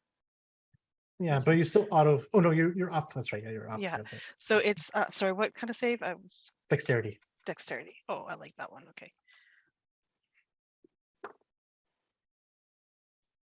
A 22 for Jacob. Okay.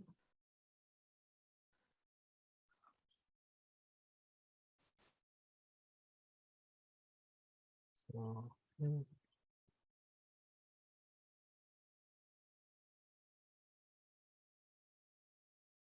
Zoe and Yale both pass. And then Stitches off the bike. How about Chuka? Does Chuka get advantage?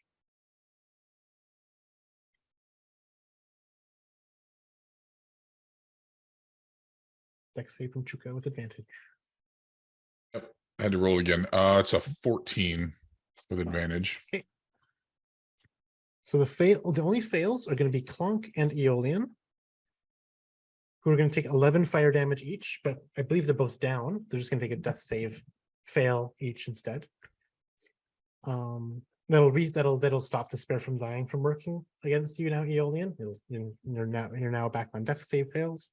Jacob, Hephzibah, Zoe, Yale, and Chuka each take 5 points of fire damage before any kind of resistances you have. As the Vrock does the flyby flamethrower, drenching your war buggy in napalm. All right, Hephzibah, it is your turn.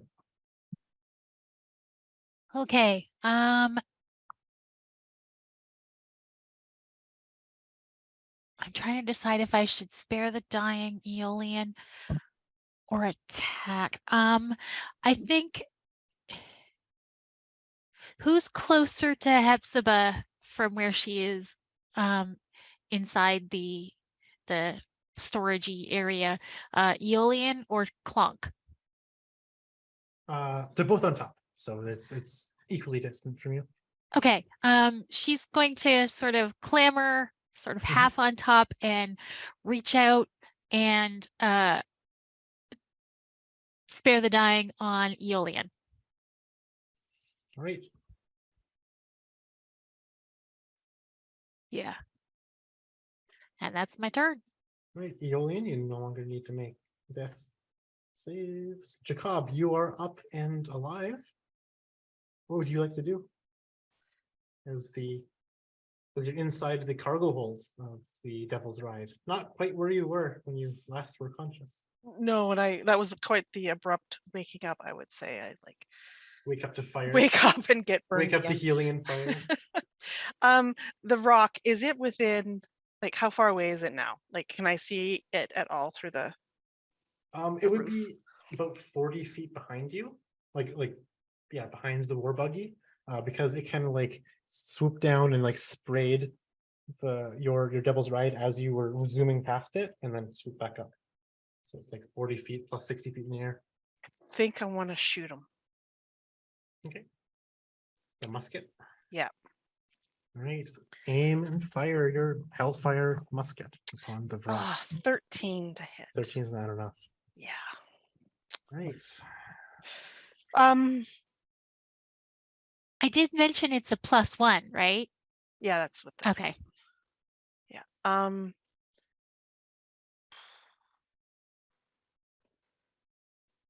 I will move into a position where I can have a little bit better sight of what's going on outside, but still keeping cover of the machinery itself, so that but I want a better aim next time. I'm blaming it on the fact that I was inside this little. Yeah. That's why Kind I of the aim missed. through a grate. Yeah. Yeah. All right. Eric, it is your turn. You are trying to keep hold of a centaur. What do you want to do? The best way to keep hold is to continue to drive my hellfire axe into him. Just another smash. Let's try and see if we can't make a crit out of this. I'm going to spend a soul coin to roll with advantage. Advantage. Just to increase those odds a little bit. And did it work? Double. Oh, okay. It was almost double 18s. One rolled over. 24 to hit. That hits. So that is going to be the 7 plus 2 for raging, 9 slashing plus 2 radiant. This bloodies the centaur. Good. It rages out at you. I won't stop until you're dead. I won't stop until you're dead.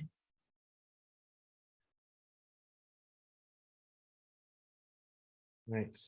Zoe, it is your turn.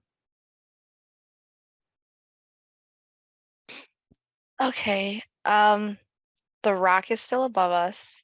Mhm. And then there's the Above and behind. centaur. The centaur is out in the wastes, 50 feet away. Yes, 50 feet away. The goblins are like bouncing on the sand and like picking themselves back up again and scurrying about. The ogre has been eviscerated. Yep, turned the into a ogre's paintbrush gone. ground. Okay. Mhm.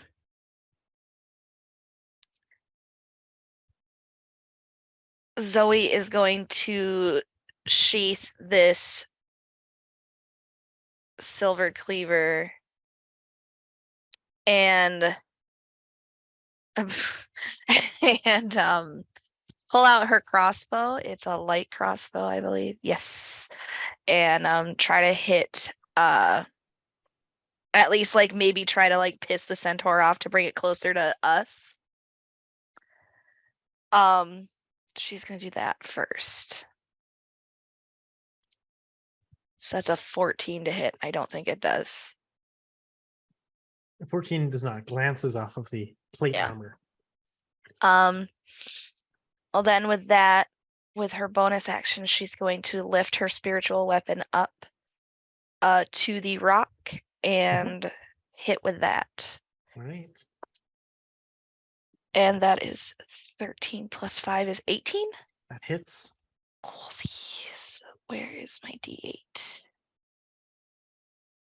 It's a D8 plus 5, I believe.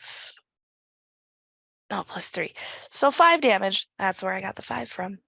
The spiritual weapon impales the rock.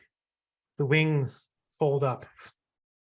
And all of a sudden, it drops, spinning, crashing into the dust and ground as you've dispatched the rock.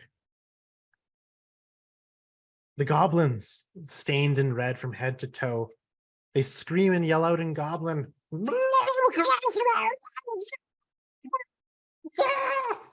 As they like grab onto each other, screaming, and begin running away in random directions.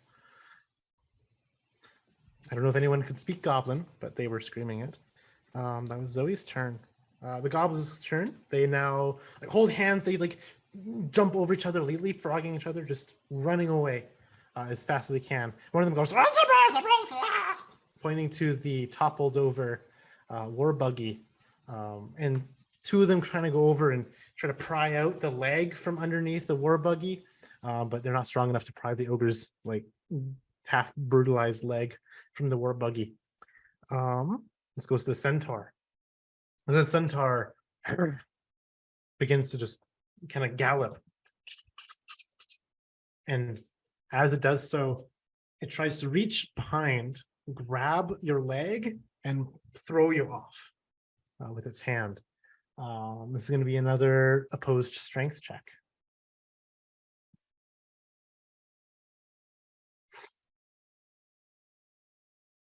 I got a nat 20.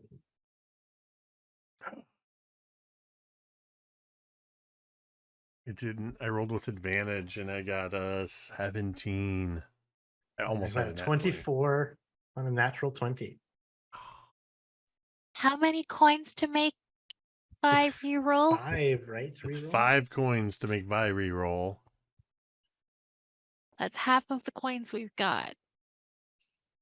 I mean, that's what they're there for.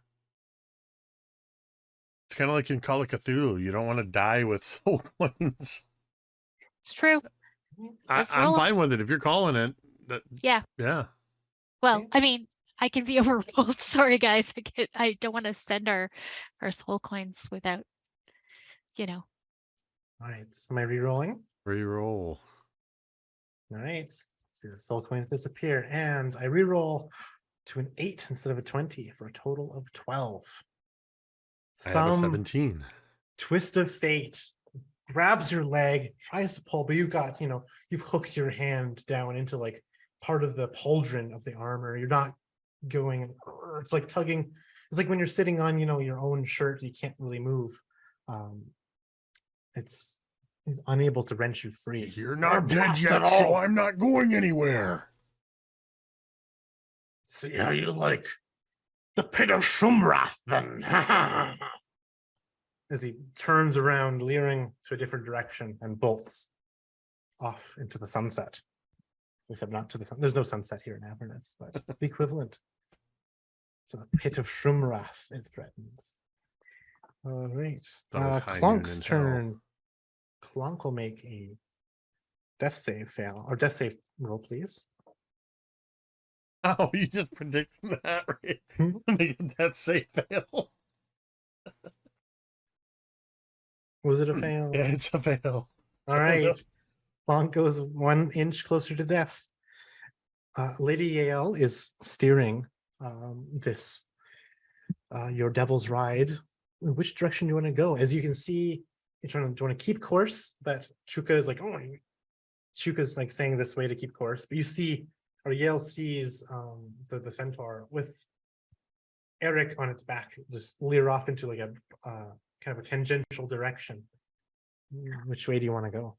I imagine that Yale would probably try to follow because even Zoe would be like, we need to go get him first. We gotta go back. So, Eric, you see, as you're like hanging on to this centaur, racing up alongside you is the devil's ride, along with your companions on top and inside, giving you a bit of morale and emotional support. Ogre is dead. All right, Stitch. Stitch has been left behind in the dust, along with the goblins that are trying to like pry the ogre out from underneath the war buggy to try to get access to the war buggy. What is Stitch gonna do? Stitch has motorcycle. So he'd like to flip over the buggy, and I don't know if he can do it, but he'll get in and ride. All right. I'll have Stitch roll a dexterity roll, please, for the usage of land vehicle. Stitch is not proficient in the usage of land vehicle. No, he's not very good at dex. But I'm sure he's flipped it over fine because, you know, he's. Oh, I rolled a 1. Oh no. Oh, So this is gonna be a that's a mishap happens. Uh-oh. Mishaps. Roll for me, please, a d20. 3. Wasn't so good. Fire and the engine flare. The fire erupts from the engine and engulfs the vehicle. Any creature that starts its turn on or inside the vehicle takes 3d6 fire damage until this mishap ends. That includes the goblins. They go up in flames. This war buggy just explodes as Stitch just presses the wrong button in the wrong order, you know. I imagine is Stitch immune to fire?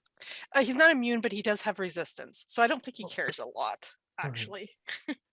Stitch will take so 10 half down to 5 fire damage from the explosion of flame, and this kills the 2 goblins that are trying to ride this buggy.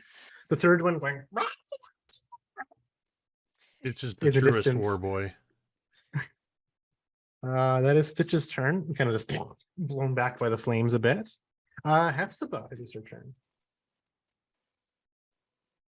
How far away is the centaur from us? Oh, you're like riding super long parallel. If not Okay. a little bit outside of reach, but definitely like within 10 feet. Nice. Okay.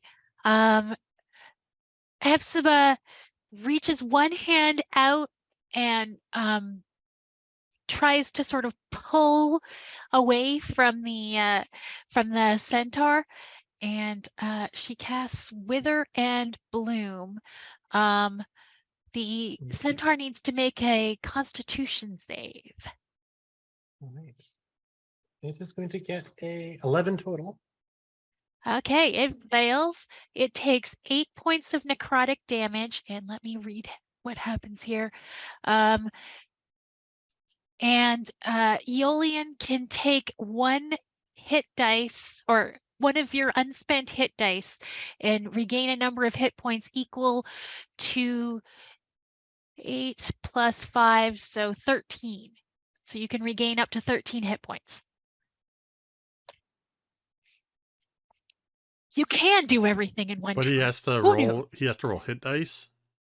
You He has spend to. the hit die. Okay, Spend the you hit die, spend yeah. the hit Yeah. die to get up. I got it. Yeah, you can roll up to 13 points. Yeah. This gives you So, access to a little bit of a short rest, basically, Yeah. but only up to 13 points. And 1 hit die. I don't know how you're going to have a hit die that's more than 13 points, but whatever. D12 plus something, right? The barbarian could get there. Oh, that's true. And I could Some have classes get double or something too. And I could have not hit for 8 points. So that's the other Right. thing. Okay. So yeah. And that's Hepzibah's turn. Can't really do anything for Clonk though. I can only do for 1 creature. So and this we whole need- ride, Aeolian's been like on the floor of this buggy, like Willow when he got knocked out in that carriage chase. Just laying there. Meat hooked down Well- with the rock and then kind of passed Yeah. out from the spores. After killing or not killing, but harpooning the Vrock. All right. Aeolian, you are still spared the dying. Yes, we get to pass your turn. Wait. Jacob is No, Aeolian's up. I I'm just brought him healed. up. Aeolian's up. Sorry, Yeah, sorry. yeah. I'm done. Yeah, that was the. That was the whole Wither point of and your Bloom About to thing. say, literally the whole point of your spell. Yes, Aeolian is your turn. As you- So yeah, unconscious? I just kind of groggily stand up and look around at the carnage around me.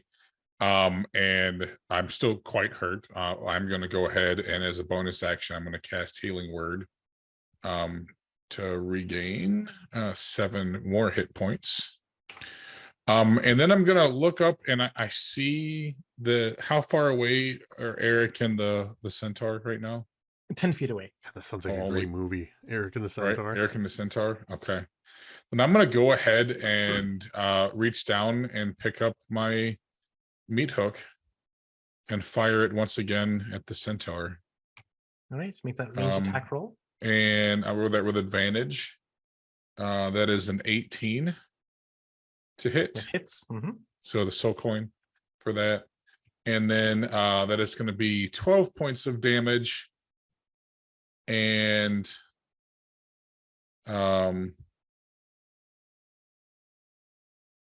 it is, let's see here.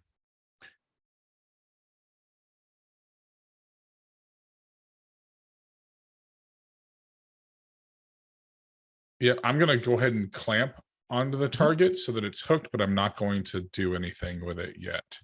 All right. So as you clamp, you hit some vital spot, probably like near like the shoulder blade, puncturing a lung as the centaur collapses, dispatched dead from your meat hook.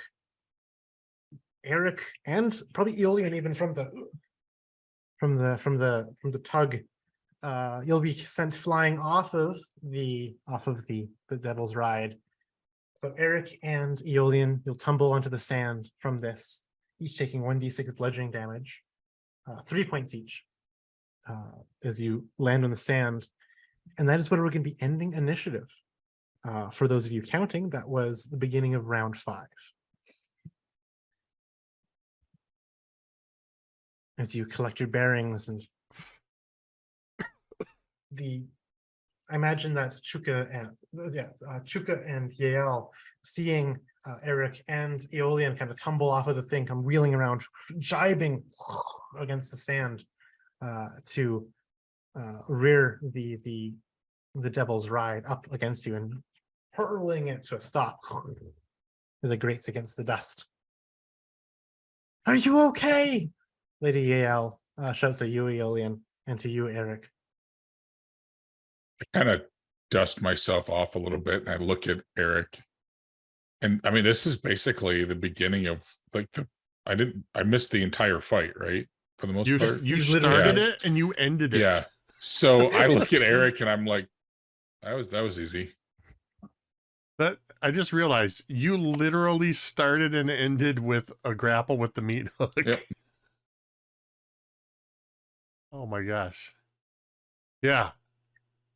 We do what we can to make it easy for you.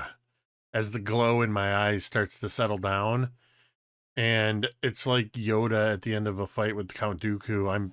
I immediately kind of hunched over a bit, favoring that weak leg as I'm limping towards the war machine. I'm in really bad shape. Like you got knocked unconscious and got healed back up, and I'm way worse than you are now. I don't know. There's not much of me left anyways, but yeah. I think the first thing Hephzibah is going to do is spare the dying on Clonk.